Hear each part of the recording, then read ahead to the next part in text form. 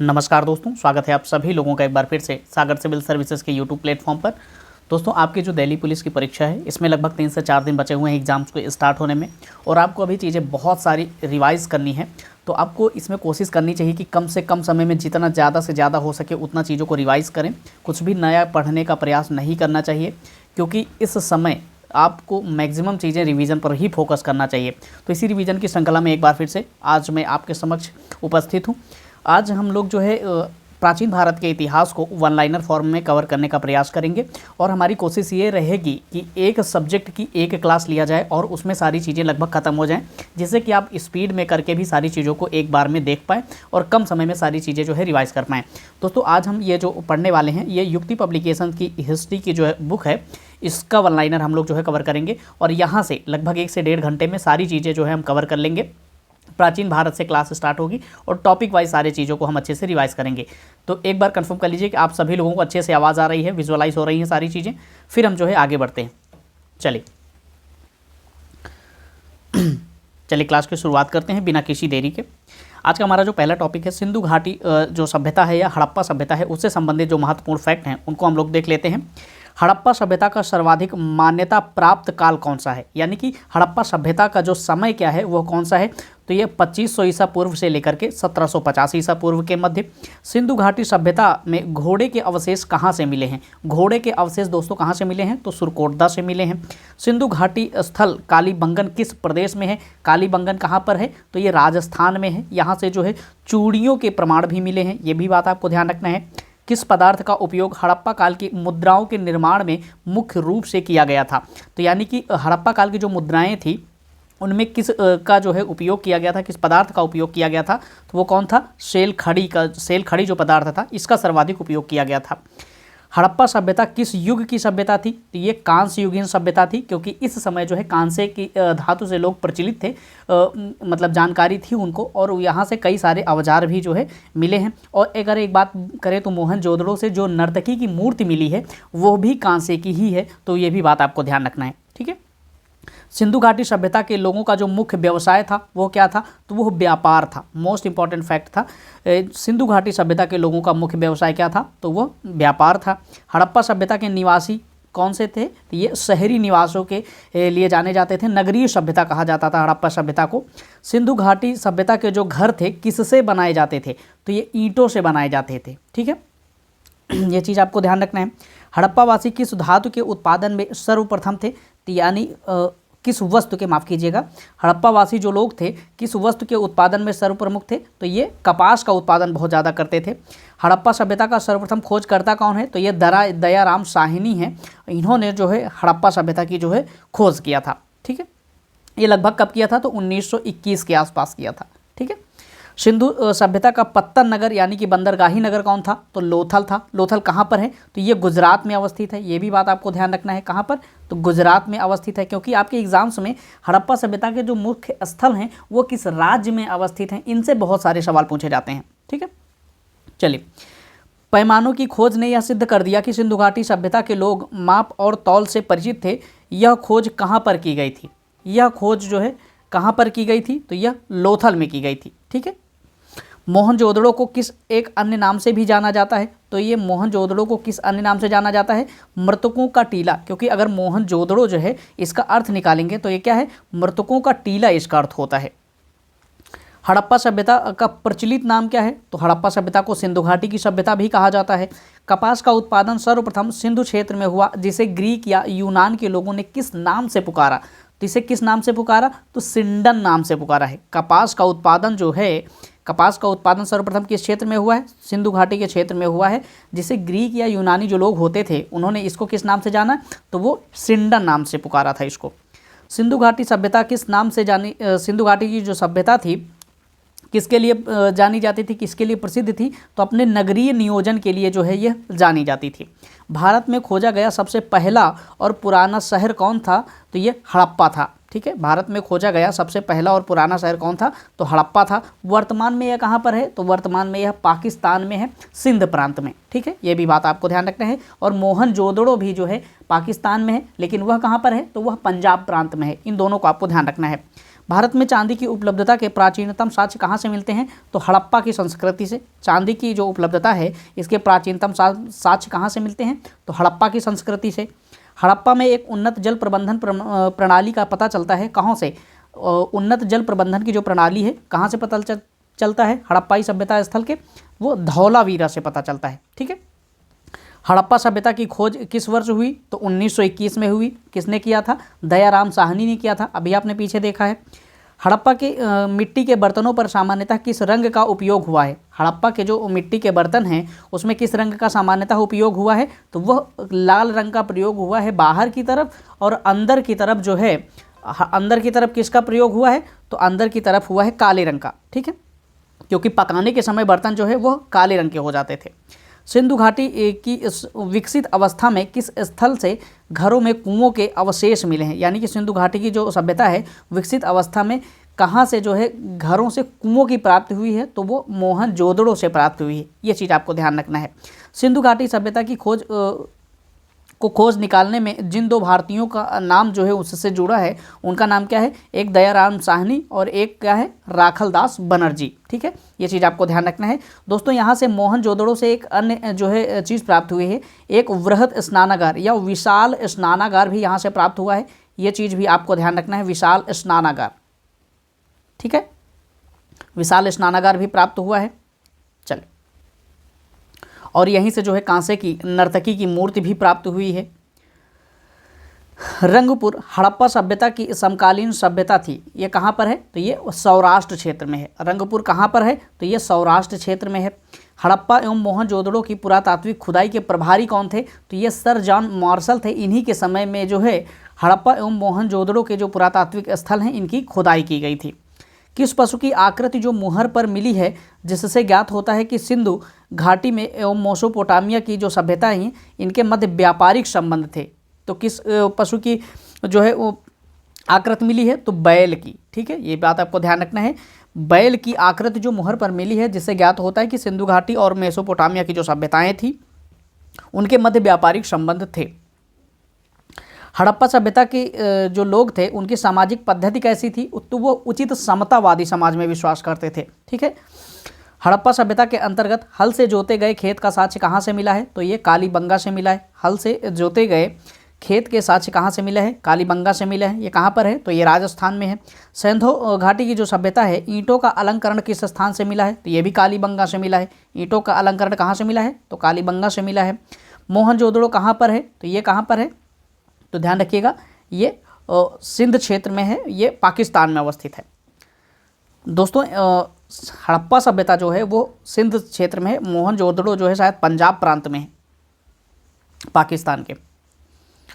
सिंधु सभ्यता में वृहत स्नानागार पाया जाता है कहाँ पर? तो ये मोहनजोदड़ो में। वृहत स्नानागार कहाँ पाया जाता है? मोहनजोदड़ो में। हड़प्पा कालीन स्थलों में अभी तक किस धातु की प्राप्ति नहीं हुई है? तो दोस्तों हड़प्पा काल में जो है लोहे की धातु की प्राप्ति जो है नहीं हुई है। आपको स्टेटमेंट में कई बार ऐसा सवाल दे देता है कि लोहे की खोज कहाँ पर हुई है? तो हड़प्पा काल में हुई है, तो ऐसा बिल्कुल नहीं है। ठीक है, किस पशु के अवशेष सिंधु घाटी सभ्यता से प्राप्त नहीं हुए हैं? गाय के अवशेष जो है सिंधु घाटी की सभ्यता से प्राप्त नहीं हुए हैं। गाय का जो महत्व है वो किस काल में बढ़ा था? तो वो वैदिक सभ्यता में बढ़ा था, क्योंकि वैदिक सभ्यता में मुख्य पशु के रूप में जो है गाय को स्वीकार किया गया था। अगर गाय की जो मृत्यु हो जाती थी, अगर किसी व्यक्ति के द्वारा, उसको जो है मृत्युदंड तक की सजा दी जाती थी। और गाय की मृत्यु को क्या कहा जाता था? जघन्य कहा जाता, यानी कि एक अपराध था उस समय गाय के को जो है प्रताड़ित करना या मारना। स्वतंत्रोत्तर भारत में सबसे अधिक संख्या में हड़प्पाई स्थलों की खोज जो है किस प्रांत से हुई? तो सबसे अधिक हड़प्पाई स्थलों की खोज कहाँ से हुई है? गुजरात में। स्वतंत्र भारत के बाद जो हड़प्पा के स्थल खोजे गए हैं उनमें सबसे अधिक स्थल कहाँ से मिले हैं? तो वो गुजरात से मिले हैं।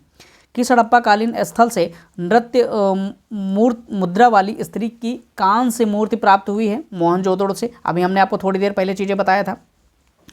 हड़प्पावासी किस धातु से परिचित नहीं थे? हड़प्पावासी किस धातु से परिचित नहीं थे? तो हड़प्पावासी जो थे वो लोहे से परिचित नहीं थे। लोहे के साक्ष्य कहाँ से मिलते हैं? तो उत्तर वैदिक काल से मिलते हैं, और लगभग 1000 ईसा पूर्व के आसपास, खास करके उत्तर वैदिक काल में भी कहाँ से? अंतरजी खेड़ा के पास से। अंतरजी खेड़ा से जो है लोहे के साक्ष्य मिलते हैं। तो ये चीज़ आपको ध्यान रखना है, लगभग 1000 ईसा पूर्व उत्तर वैदिक काल में। किस हड़प्पा कालीन स्थल से युगल समाधान के साक्ष्य मिले हैं? तो युगल समाधान के साक्ष्य कहाँ से मिले हैं? तो ये लोथल से भी मिले हैं। ठीक है।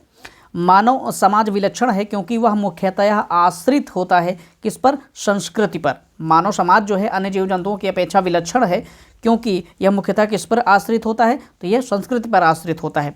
सिंधु घाटी की जो सभ्यता है किससे संबंधित है? तो आद्य ऐतिहासिक युग से संबंधित है। यह भी बात आपको ध्यान रखना है। सिंधु घाटी की सभ्यता गैर आर्य थी क्योंकि वह जो थी नगरीय सभ्यता थी। ठीक है। सिंधु घाटी की जो सभ्यता थी वह गैर आर्य थी और क्योंकि वह नगरीय सभ्यता थी। अच्छा, आर्यों की सभ्यता कौन थी? तो वह वैदिक सभ्यता से संबंधित है। ठीक है, ये चीज़ आपको ध्यान रखना है। सिंधु घाटी की सभ्यता को आर्यों से पूर्व रखे जाने का महत्वपूर्ण कारक क्या है? मृदभांड। यानी कि मृदभांडों के आधार पर यह सिद्ध किया गया है कि सिंधु घाटी की जो सभ्यता है वह आर्यों के आने से पूर्व विकसित वहाँ पर हुई थी। सिंधु घाटी संस्कृति वैदिक सभ्यता से भिन्न थी क्योंकि इसके पास विकसित शहरी जीवन की सुविधाएं थी। ठीक है, क्योंकि इसका जो जीवन था वह शहरी जीवन था सिंधु घाटी सभ्यता का, और वहीं पर वैदिक सभ्यता का जीवन क्या था? ग्रामीण सभ्यता थी वह। हड़प्पा संस्कृति की जानकारी के जो मुख्य स्रोत हैं वह कौन से हैं? तो पुरातात्विक खुदाई के आधार पर जो है हड़प्पा संस्कृति के जो प्रमुख साक्ष्य मिले हैं उनके आधार पर जो है इनको जानकारी इनकी प्राप्त होती है। सिंधु घाटी के निवासियों की जो सभ्यता को जानने का मूल स्रोत क्या है? वहाँ जो पाए गए बर्तन हैं, जेवर हैं, हथियार हैं और औजार हैं, इनके आधार पर सिंधु घाटी के जो निवासी थे वो किस प्रकार की चीज़ों को यूज़ करते थे, इसकी जानकारी के मुख्य स्रोत हैं ये। ठीक है, चलिए दोस्तों, समय बहुत कम है, इस चीज़ें आपको रिवाइज़ बहुत ज़्यादा करनी है, इसलिए हम थोड़ा सा चीज़ें जल्दी से करने का प्रयास कर रहे हैं। अगर आपको चीज़ें थोड़ा स्पीड में लग रही हैं तो आप इन्हें थोड़ा स्लो करके चीज़ें आप देख सकते हैं। ठीक है। भारत में चांदी की उपलब्धता के प्राचीनतम साक्ष्य कहाँ से मिले हैं? फिर से देखिए, हड़प्पा की संस्कृति से। हड़प्पा में मिट्टी के बर्तनों पर सामान्यतः किस रंग का उपयोग हुआ है? लाल रंग का। देखिए दोस्तों, ये फैक्ट जो हैं आपको दोबारा इसलिए मिल रहे हैं क्योंकि बहुत सारी परीक्षाओं में बार बार ये रिपीट हो रहे हैं, तो इसलिए ये चीज़ें आपको दोबारा दिखाई दे रही हैं। मूर्ति पूजा का आरंभ कब से हुआ है? मूर्ति पूजा का जो आरंभ है ये कब से हुआ है? तो पूर्व आर्य से हुआ है। वैदिक सभ्यता से में तो मूर्ति पूजा का वो था ही, लेकिन यहाँ पर ध्यान रखिएगा सैंधव सभ्यता में भी मूर्ति पूजा का जो है साक्ष्य मिलते हैं। ठीक है। और वैदिक सभ्यता से पूर्व कौन सी सभ्यता थी? तो हड़प्पा सभ्यता थी। तो ये चीज़ भी आपको ध्यान रखना है। विशाल स्नानागार किस पुरातत्व से जो है पाए गए हैं? तो मोहनजोदड़ो से पाए गए हैं। ठीक है। हड़प्पा स्थल जो है लोथल कहाँ पर है? तो गुजरात में है। धौलावीरा किस राज्य में अवस्थित है? तो धौलावीरा कहाँ पर है? तो यह गुजरात में अवस्थित है। हड़प्पाई कौन सा हड़प्पाई जो नगर है 3 भागों में विभक्त था, तो वह धौलावीरा ही था जो गुजरात में अवस्थित है। ठीक है। यहीं से एक जो है एक खेल का मैदान भी प्राप्त हुआ, ये भी आपको ध्यान रखना है, खेल का मैदान। ठीक है, खेल का मैदान भी यहीं से जो है प्राप्त हुआ है। चलिए दोस्तों, यहाँ पर हमने सारी चीज़ों को अच्छे से कवर कर लिया है। अब हम अपने सेकंड टॉपिक की ओर बढ़ते हैं, वैदिक सभ्यता। पूर्व वैदिक या ऋग्वैदिक संस्कृति का काल किसे माना जाता है? यानी कि ऋग्वैदिक जो संस्कृति है, सभ्यता है, इसका काल क्या माना जाता है? तो 1500 से लेकर के 1000 ईसा पूर्व के मध्य इसको जो है माना जाता है। उत्तर वैदिक संस्कृति का काल किसे माना जाता है? तो 1000 ईसा पूर्व से 600 ईसा पूर्व के बीच के काल को क्या कहा जाता है? उत्तर वैदिक काल कहा जाता है। उत्तर वैदिक संस्कृति का काल कहा जाता है। माफ़ कीजिएगा, थोड़ा सा स्लिप ऑफ टंग हो गया। आर्य शब्द का जो शाब्दिक अर्थ होता है वह क्या होता है? तो श्रेष्ठ या कुलीन होता है। ठीक है, आर्य शब्द का शाब्दिक अर्थ क्या होता है? श्रेष्ठ होता है या कुलीन होता है। किस फसल का ज्ञान वैदिक काल के लोगों को नहीं था? तो तंबाकू का ज्ञान जो है वैदिक काल के लोगों को बिल्कुल भी नहीं था। उत्तर वैदिक काल के जो वेद विरोधी और ब्राह्मण विरोधी धार्मिक अध्यापकों के को जो है किस नाम से जाना जाता था? तो श्रमण के नाम से जाना जाता था। उत्तर वैदिक काल में जो वेद विरोधी और ब्राह्मण विरोधी धार्मिक अध्यापक होते थे उनको किस नाम से जाना जाता था? तो श्रमण के नाम से जाना जाता था। वैदिक गणित का महत्वपूर्ण अंग कौन सा है? तो वह है शुल्ब सूत्र। वैदिक गणित का महत्वपूर्ण अंग कौन सा है? तो वह है शुल्ब सूत्र। ठीक है, यह चीज़ आपको ध्यान रखना है। किस वेद में प्राचीन युग की संस्कृति के बारे में सूचना दी गई है? तो ऋग्वेद में। ठीक है, प्राचीन वैदिक युग की संस्कृत के बारे में सूचना कहाँ पर दी गई है? तो ऋग्वेद में दी गई है। वेदों की संख्या कितनी है? तो वेदों की संख्या 4 है और उनके नाम कौन कौन से हैं? तो वह आपको ध्यान रखना है। एक तो ऋग्वेद है, फिर यजुर्वेद है, फिर सामवेद है, फिर अथर्ववेद है। इनके बारे में थोड़ा सा चीज़ें और सुन लीजिए। जैसे जो है ऋग्वेद के पुरुष मंडल कौन से, 10वां मंडल कौन सा है? तो पुरुष मंडल है। 9वां मंडल कौन सा है? तो सोम मंडल है। ठीक है। और वहीं पर ध्यान रखिएगा 10वें मंडल में वर्ण व्यवस्था का जो है वर्णन किया गया है। जैसे जाति व्यवस्था जो आप देख रहे हैं, क्षत्रिय, सिंह, ब्राह्मण और शूद्र की जो कल्पना की गई है वो ऋग्वेद के 10वें मंडल पुरुष सूक्त में की गई है। ठीक है, ये चीज़ आपको ध्यान रखना है। भारत में राजाच में प्रयुक्त होने वाले शब्द सत्यमेव जयते किस उपनिषद से लिए गए हैं? भारत का जो राजकीय चिन्ह है उसमें जो शब्द प्रयोग किया गया है सत्यमेव जयते, वो जो है किस उपनिषद से लिया गया है? तो मुंडकोपनिषद से लिया गया है। ठीक है। ऋग्वैदिक आर्यों का मुख्य व्यवसाय क्या था? तो पशुपालन था। इस समय जो है ऋग्वैदिक काल के जो लोग थे वो पशुपालन में विश्वास ज़्यादा करते थे। भारतीय संगीत का आदि ग्रंथ कहा जाता है किसे? तो वह सामवेद को कहा जाता है, क्योंकि इसके जो अधिकांश सूक्त हैं वो क्या हैं? वो पद्य खंड में लिखे गए हैं। ठीक है। इसीलिए यहाँ पर जो है संगीत का जो है उद्गम कहाँ से माना जाता है? तो वो माना जाता है सामवेद से।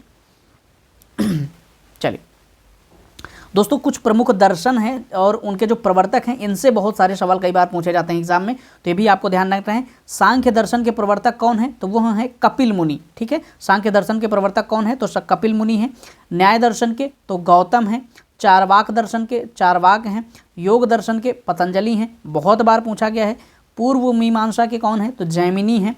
ये गूगल जैमिनी नहीं है, ध्यान रखिएगा। पूर्व मीमांसा के प्रवर्तक कौन है? तो जैमिनी। उत्तर मीमांसा के प्रवर्तक कौन है? तो ये बदरायण हैं। वैशेषिक जो है दर्शन के प्रवर्तक कौन है? तो वो हैं कड़ाद। ठीक है। वैशेषिक दर्शन के प्रवर्तक कौन है? तो वह कड़ाद हैं। ये चीज़ आपको ध्यान रखना है। चलिए, प्रथम विधि निर्माता कौन है? प्रथम विधि निर्माता जो है कौन है? वह मनु को माना जाता है प्रथम विधि निर्माता। चलिए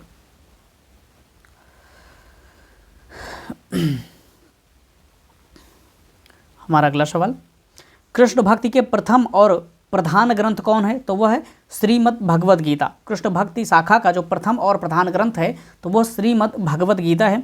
ऋग्वेद में संपत्ति का प्रमुख रूप क्या है? तो गोधन है, यानी कि गाय, जिसके पास जितनी गायें होती थी वह उतना संपन्न व्यक्ति माना जाता था ऋग्वैदिक काल में। ठीक है। ऋग्वेद में जो है किस मंडल में शूद्र का उल्लेख पहली बार किया गया है? तो मैंने आपको बताया है ऋग्वेद में किस मंडल में? तो 10वें मंडल में शूद्र का जो है पहली बार उल्लेख किया गया है, पुरुष सूक्त में किया गया है, क्योंकि इसी में जो है वर्ण व्यवस्था का जिक्र किया गया है।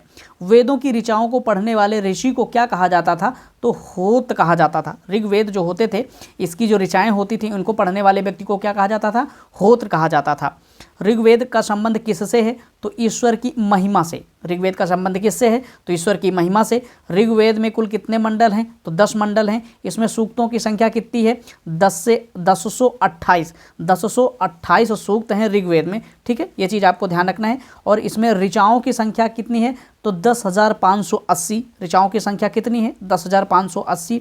और वहाँ पर इंद्र देवता के लिए जो ऋचाएँ हैं वह कितनी हैं? लगभग इंद्र देवता के लिए 250 ऋचाएँ जो हैं केवल इंद्र देवता के लिए जो इसमें समर्पित की गई हैं। वहीं पर दूसरे नंबर पर सबसे महत्वपूर्ण देवता अग्नि देवता हैं, इनके लिए 200 जो है ऋचाएँ इनको समर्पित की गई हैं। आपको ये बात ध्यान रखना है, अगर आपसे सवाल ये पूछ लिया जाए तो ऋग्वेद के टाइम पर, ऋग्वेद के समय पे सबसे महत्वपूर्ण देवता कौन थे? तो वह इंद्र देवता थे। और इन्हीं को जो है इंद्र देवता को किसका देवता भी माना जाता है? पानी का देवता भी माना जाता है। और दूसरे सबसे महत्वपूर्ण देवता कौन थे? तो वह अग्नि देवता थे। इनको जो है 200 जो है सूक्त या ऋचाएँ जो हैं इनको, माफ़ कीजिएगा, 200 ऋचाएँ जो हैं इनको समर्पित की गई हैं ऋग्वेद में। सबसे पुराना वेद कौन सा है? तो सबसे पुराना वेद आप सभी लोगों को पता है, यह ऋग्वेद है। ठीक है, ये देखिए वेदों की संख्या कितनी है? 4 है।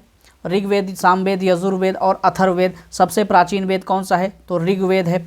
और ऋग्वेद, यजुर्वेद, सामवेद को क्या कहा जाता है? वेद त्रयी या त्रयी कहा जाता है। अगर आपसे सवाल पूछ लिया जाए, निम्नलिखित में से चारों वेदों के ऑप्शन में दे दिया जाए, आपसे पूछ लिया जाए कि इनमें से किसे त्रयी कहा जाता है या वेद त्रयी कहा जाता है, तो आपको ध्यान रखना है ऋग्वेद, यजुर्वेद और सामवेद को जो है वेद त्रयी या त्रयी कहा जाता है। ठीक है, इसमें अथर्ववेद को शामिल नहीं किया जाता है।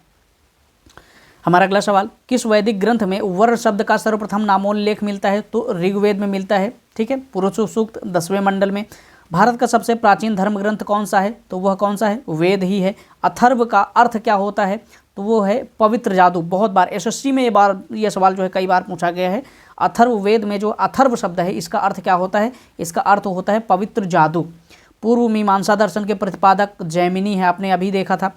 सबसे प्राचीन पुराण कौन सा है? तो मत्स्य पुराण है। ध्यान रखिएगा, सबसे प्राचीन पुराण कौन सा है? तो वह मत्स्य पुराण है। ब्राह्मण ग्रंथों में सबसे प्राचीन ग्रंथ कौन सा है? तो शतपथ ब्राह्मण है। जो सबसे प्राचीन ब्राह्मण ग्रंथ है उनमें सबसे प्राचीन ग्रंथ कौन सा है? तो शतपथ ब्राह्मण है। वर्ण व्यवस्था से संबंधित पुरुष सूक्त मूलतः कहाँ पर है? तो ऋग्वेद में है। कई बार मैं आपसे बता चुका हूँ। गोपथ ब्राह्मण संबंधित है किससे? तो ये अथर्ववेद से संबंधित है। गोपथ ब्राह्मण किससे संबंधित है? तो यह अथर्ववेद से संबंधित है। उपनिषदों का मुख्य विषय क्या है? तो इनका मुख्य विषय क्या है? तो दर्शन है। नचिकेता आख्यान का मुख्य उल्लेख कहाँ पर मिलता है? तो यह कठोपनिषद में मिलता है। तो ये चीज़ आपको ध्यान रखना है। नचिकेता का आख्यान जो है इसका उल्लेख कहाँ पर मिलता है? तो यह कठोपनिषद में मिलता है। अच्छा, आपको पता होगा कि पुराणों की संख्या कितनी है? तो पुराणों की संख्या कितनी है? 18 है। कुल 18 पुराण हैं। वैदिक धर्म का मुख्य लक्षण किसकी उपासना से था? तो प्रकृति से था, क्योंकि प्रकृति को जो है वैदिक धर्म के समय जो है बहुत ज़्यादा महत्व दिया जाता था। किस देवता के लिए ऋग्वेद में पुरंदर शब्द का प्रयोग किया गया है? पुरंदर शब्द किसके लिए प्रयोग किया गया है? तो इंद्र देवता के लिए प्रयोग किया गया है। और पुरंदर का अर्थ क्या होता है? किलों को तोड़ने वाला। ठीक है, इसका अर्थ क्या होता है? किलों को तोड़ने वाला। शुल्ब सूत्र किस विषय से संबंधित पुस्तक है? तो यह ज्यामिति से संबंधित है। किससे संबंधित है? तो यह ज्यामिति से संबंधित है। असतो मा सद्गमय कहाँ से लिया गया है? ये भी ऋग्वेद से लिया गया है। कई जगह आप देखते हैं असतो मा सद्गमय लिखा होता है, और कहाँ से लिया गया है? वह ऋग्वेद से लिया गया है। आर्य भारत में बाहर से आए और सर्वप्रथम कहाँ पर बसे थे? तो पंजाब प्रांत में। उस समय जो है पंजाब प्रांत काफ़ी विशाल हुआ करता था, और यही वजह है सिंध प्रांत, पंजाब प्रांत, ये जो है पहले एक विशाल क्षेत्र हुआ करते थे, और यहाँ पर आर्यों का जो है सबसे पहले निवास स्थान हुआ था। ऋग्वेद का कौन सा मंडल पूर्णतः सोम को समर्पित है? तो 9वां मंडल जो है ऋग्वेद का वो किसको समर्पित है? सोम को समर्पित है। ठीक है, सोम उस समय एक वनस्पति हुआ करती थी, और उसका जो है पान करने वाले देवता को समर्पित है वो। प्रसिद्ध 10 राजाओं का युद्ध जो है, 10 राज युद्ध किस नदी के तट पर लड़ा गया था? तो किस नदी के तट पर लड़ा गया था? तो परुष्णी नदी के तट पर लड़ा गया था। 10 राजाओं का या जो 10 राज युद्ध था उस समय ऋग्वैदिक समय पे वो किस नदी के तट पर लड़ा गया था? तो परुष्णी नदी के तट पर लड़ा गया था। परुष्णी का वर्तमान में क्या नाम है? तो रावी नदी है। ठीक है, ऋग्वैदिक नाम है इसका परुष्णी रावी नदी का। दोस्तों, यहाँ पर एक ही सवाल को हम कई बार जो है अलग अलग तरीके से पढ़ने का प्रयास इसलिए करते हैं क्योंकि आपको सारी चीज़ें जो है यहीं पर याद हो जाएं, अलग से आपको बहुत ज़्यादा समय ना देना पड़े, क्योंकि समय आपके पास बहुत कम है। तो ये चीज़ें आपको अधिकांशतः याद रहें, इसलिए मैं थोड़ा सा दोबारा पढ़ने का प्रयास करता हूँ। धर्मशास्त्रों में भू राजस्व की दर क्या थी? धर्मशास्त्रों में भू राजस्व की दर क्या है? तो वह 1/6 है। 800 ईसा पूर्व से 600 ईसा पूर्व का काल किस युग में जुड़ा है? तो ब्राह्मण युग में जुड़ा है। आरंभिक वैदिक साहित्य में सर्वाधिक वर्णित नदी कौन सी है? तो वो कौन सी नदी है? तो सिंधु नदी है। ठीक है, ध्यान रखिएगा, आरंभिक वैदिक जो साहित्य हैं उसमें सर्वाधिक वर्णित नदी कौन सी है? तो वह सिंधु नदी है। लेकिन ध्यान रखिएगा, सबसे पवित्र नदी किसको माना गया है वैदिक साहित्य में? तो वह माना गया है सरस्वती नदी को। ठीक है, किसको माना गया है? सरस्वती नदी को माना गया है। वर्तमान में हम लोग गंगा नदी को जो है बहुत ज़्यादा पवित्र मानते हैं, लेकिन ऋग्वैदिक काल में सरस्वती नदी को जो है सबसे पवित्र माना गया है। चलिए हमारा अगला सवाल, उपनिषद काल के राजा अश्वपति कहाँ के शासक थे? तो वो कहाँ के शासक थे? तो कैकेय के शासक थे। ठीक है, कहाँ के शासक थे? अश्वपति, तो कैकेय के शासक थे। आध्यात्म ज्ञान के विषय में नचिकेता और यम का जो संवाद है वो कहाँ पर वर्णित है, या उसका संबंध कहाँ से प्राप्त होता है? तो वह कठोपनिषद से। नचिकेता और यम का संवाद जो है कहाँ पर उल्लिखित है? तो कठोपनिषद में। ठीक है, वैदिक नदी जो कुंभा है या काबुल का स्थान कहाँ निर्धारित होना चाहिए? अफगानिस्तान में। ये कुंभा नदी जो उस समय की थी, वर्तमान में इसको काबुल नदी भी कहते हैं, और काबुल का क्षेत्र कहाँ पर है? तो ये कहाँ पर है? तो ध्यान रखिएगा, ये अफगानिस्तान में है। ठीक है, और काबुल नदी वर्तमान में किसकी सहायक है? तो सिंधु की सहायक नदी है। कपिल मुनि द्वारा प्रतिपादित जो दार्शनिक प्रणाली है वो कौन सी है? तो सांख्य दर्शन के प्रतिपादक कौन है? तो कपिल मुनि है। भारत के किस स्थल की खुदाई से लौह धातु के प्रचलन के प्राचीनतम साक्ष्य मिले हैं? मैंने आपको अभी थोड़ी देर पहले बताया था, उत्तर वैदिक काल में लोहे की जो साक्ष्य प्राप्त हुए हैं सबसे पहले, और लगभग 1000 ईसा पूर्व में कहाँ से प्राप्त हुए हैं? तो अंतरजी खेड़ा से प्राप्त हुए हैं। किस काल में अछूत की अवधारणा स्पष्ट रूप से उदित हुई? तो धर्मशास्त्र के काल में। किस काल में अछूत की अवधारणा स्पष्ट रूप से उदित हुई? तो धर्मशास्त्र के काल में। ऋग्वैदिक काल में भी जो है अछूत की अवधारणा का उल्लेख आपको साफ साफ दिखाई देगा, पुरुष सूक्त में 10वें मंडल में। गायत्री मंत्र देवी सावित्री को संबोधित किस पुस्तक में मिलता है? तो कहाँ पर मिलता है गायत्री मंत्र जो है, कहाँ पर मिलता है? तो ऋग्वेद में मिलता है। और आपको ये भी ध्यान रखना है गायत्री मंत्र किसको समर्पित है? तो देवी सावित्री को समर्पित है। ठीक है। न्याय दर्शन को प्रचारित किसने किया था? तो गौतम ने प्रचारित किया था। प्राचीन भारत में निष्क से जाने जाते थे, यानी कि प्राचीन भारत के समय एक निष्क शब्द का इस्तेमाल होता था। किसके लिए उसका इस्तेमाल किया जाता था? तो स्वर्ण के जो आभूषण होते थे उनको क्या कहा जाता था? निष्क कहा जाता था। यूपीपीसीएस में यह सवाल कई बार पूछा गया है। योग दर्शन के प्रतिपादक कौन है? तो वो पतंजलि हैं।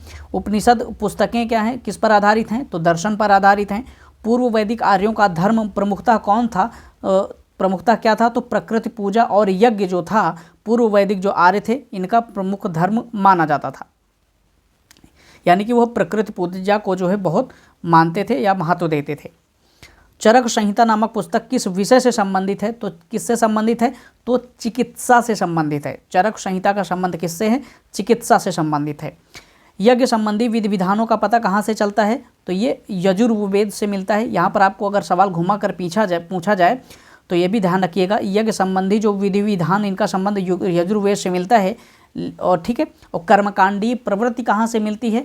तो कहाँ से मिलती है? तो ध्यान रखिएगा, वो भी कहाँ से? अथर्ववेद से मिलती है। कर्मकांडीय प्रवृत्ति कहाँ से मिलती है? अथर्ववेद से।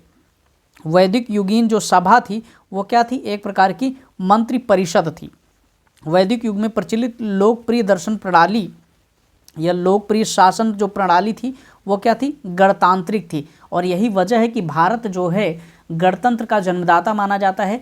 विश्व में सबसे पहले जो गणतंत्र कहाँ पर स्थापित हुआ था? तो लिच्छवी में स्थापित हुआ था, बिहार में। ठीक है। सबसे प्राचीन वेद कौन सा है? तो ऋग्वेद है। आप सभी लोगों को पता है। कौन भारतीय दर्शन की आरंभिक विचारधारा है? तो सांख्य दर्शन जो है भारतीय दर्शन की आरंभिक विचारधारा मानी जाती है। सांख्य, योग, न्याय, वैशेषिक, मीमांसा एवं वेदांत, इन 6 भिन्न भारतीय दर्शनों की स्पष्ट रूप से अभिव्यक्ति कहाँ पर हुई है? तो वैदिक युग में जो है इनकी अभिव्यक्ति स्पष्ट रूप से देखने को मिलती है।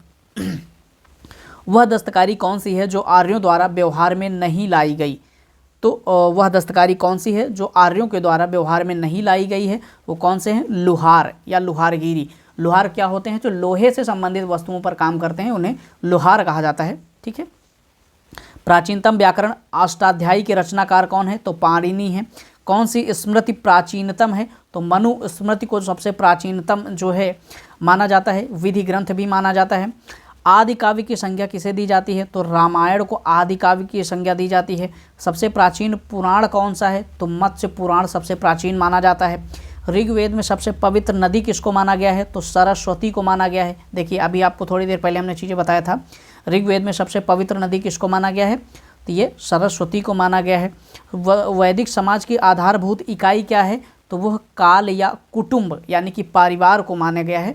वैदिक समाज की जो आधारभूत इकाई क्या है? काल या कुटुंब है। ऋग्वैदिक युग की प्राचीनतम संस्था कौन थी? तो वह विदथ थी। ठीक है। ऋग्वैदिक युग की प्राचीनतम संस्था कौन सी थी? तो वह विदथ थी। ब्राह्मण ग्रंथों में सर्वाधिक प्राचीन कौन है? तो शतपथ ब्राह्मण है।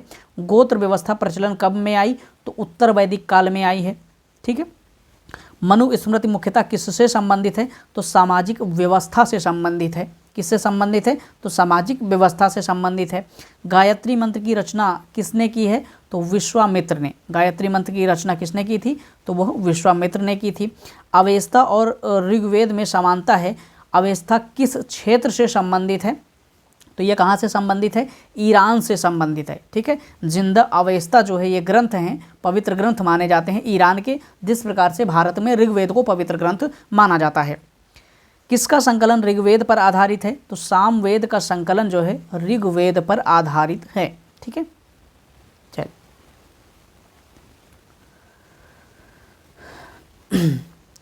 किस वेद में जादुई माया और वशीकरण का जो वर्णन मिलता है तो कहाँ पर मिलता है? तो वह अथर्ववेद में मिलता है। सबसे अधिक जो जादू टोना या वशीकरण जैसी चीज़ें कहाँ पर मिलती हैं? अथर्ववेद में मिलती हैं। अगर आपसे सवाल घुमा करके पूछा जाए कि सबसे अधिक कर्मकांडी प्रवृत्ति वाले जो ऋचाएँ हैं वह कहाँ पर मिलती हैं? तो वह अथर्ववेद से संबंधित है। ठीक है, आर्य शब्द का जो समूह, आर्य शब्द का जो इंगित करता है, किसको इंगित करता है? तो वह नरजातीय समूह को इंगित करता है। ठीक है, और आर्य शब्द का एक अर्थ भी होता है पवित्र लोक भी होता है। ठीक है, प्राचीनतम विवाह संस्कार का वर्णन करने वाला विवाह सूक्त किसमें पाया जाता है? विवाह सूक्त जो है चारों महत्वपूर्ण जो ग्रंथ हैं उनमें किसमें पाया जाता है? तो ऋग्वेद में पाया जाता है। ठीक है, ऋग्वेद में अघन्य शब्द का प्रयोग किसके लिए किया गया है? देखिए, अभी मैंने थोड़ी देर पहले आपको बताया था, अघन्य शब्द का प्रयोग किसके लिए किया जाता था? गाय के लिए। यानी कि गाय जो है वध करने के योग्य पशु नहीं है, उसे बहुत पवित्र माना जाता था, बहुत ज़्यादा महत्व दिया जाता था ऋग्वेद के काल में। ऋग्वेद में किन नदियों का उल्लेख अफगानिस्तान के साथ आर्यों के संबंध में जो है सूचक हैं? वह है कुंभा और क्रमु। ठीक है, ऋग्वैदिक काल की जो नदियां हैं अफगानिस्तान से जिनका संबंध है उनका नाम क्या है? कुंभा और क्रमु। ये जो है अफगानिस्तान में बहती थी। आर्यों के आर्कटिक होम सिद्धांत का पक्ष किसने लिया है? आर्यों के जो आर्कटिक होम का सिद्धांत है किसने लिया है? किसने किया था? तो वो बाल गंगाधर तिलक ने किया था। अथर्व का अर्थ क्या होता है? पवित्र जादू होता है। कौन सा वेद अंशतः गद्य रूप में भी रचित है? तो यजुर्वेद जो है गद्य रूप में भी रचित है। वैदिक काल में किस देवता को सर्वोच्च स्थान प्राप्त था? तो प्रजापति को जो है सर्वोच्च स्थान प्राप्त था उत्तर वैदिक काल में। किसमें?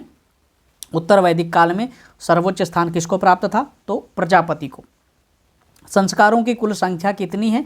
तो संस्कारों की कुल संख्या 16 है। ध्यान रखिएगा, पुराणों की संख्या 18 है, वहीं पर संस्कारों की संख्या कितनी है? तो वह 16 है।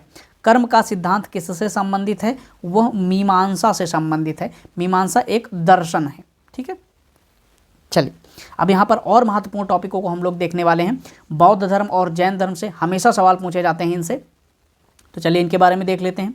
गौतम बुद्ध का जन्म कब हुआ था? तो गौतम बुद्ध का जन्म कब हुआ था? तो 563 ईसा पूर्व में हुआ था। अच्छा, कहाँ पर हुआ था? तो लुम्बिनी में हुआ था। गौतम बुद्ध का जो जन्म है 563 ईसा पूर्व में कहाँ पर हुआ था? तो लुम्बिनी में हुआ था।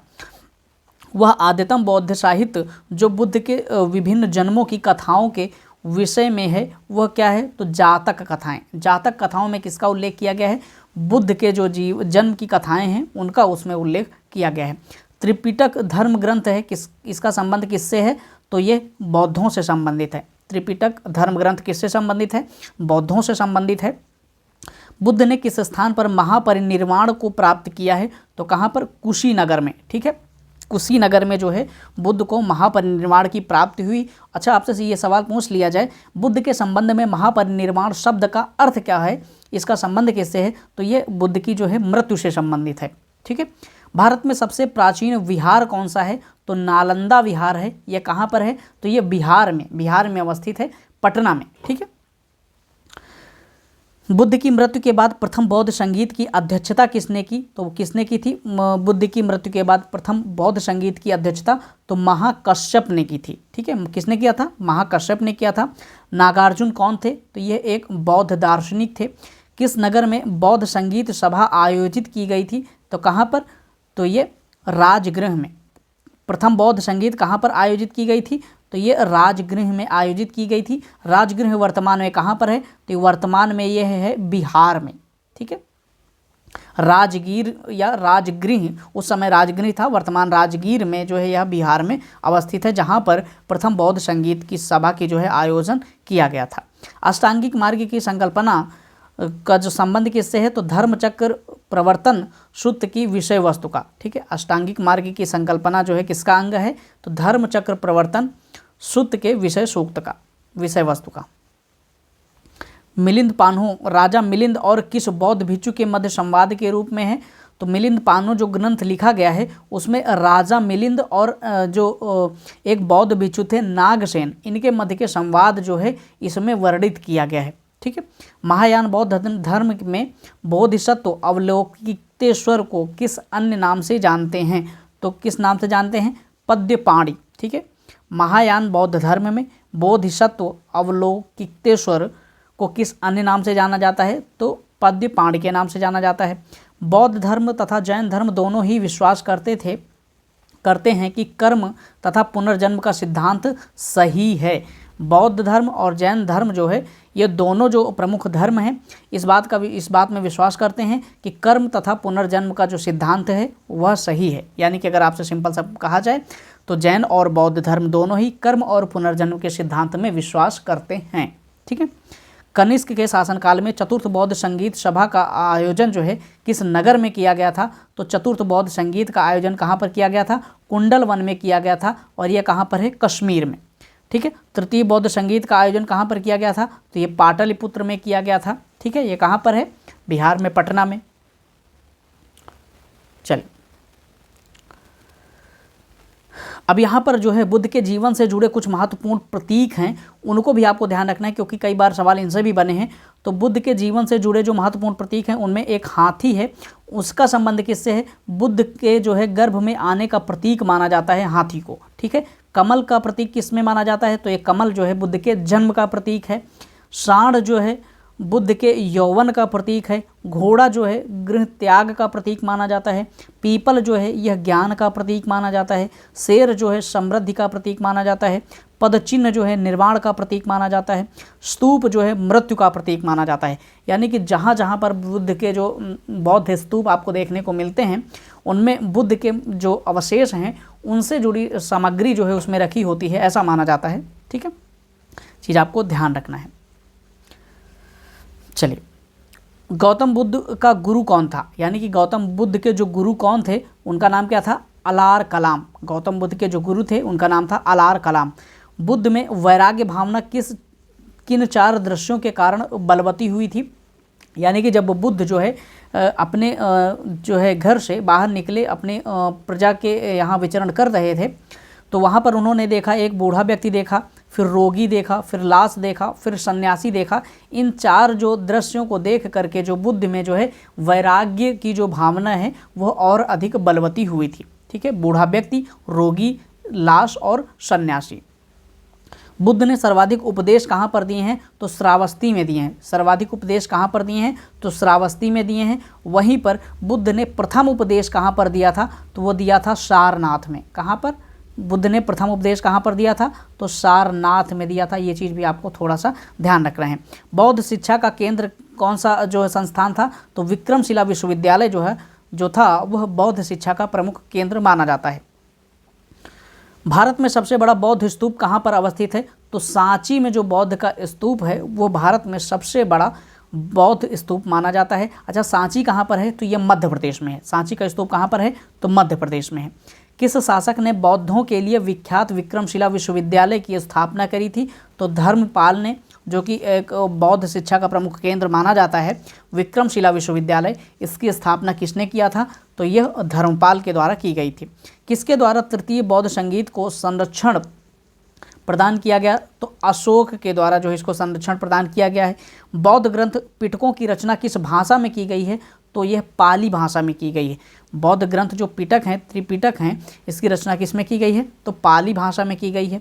कश्मीर में कनिष्क के शासनकाल में जो बौद्ध संगीत आयोजित की गई थी उसकी अध्यक्षता किसने किया था? तो उसकी अध्यक्षता वसुमित्र ने किया था।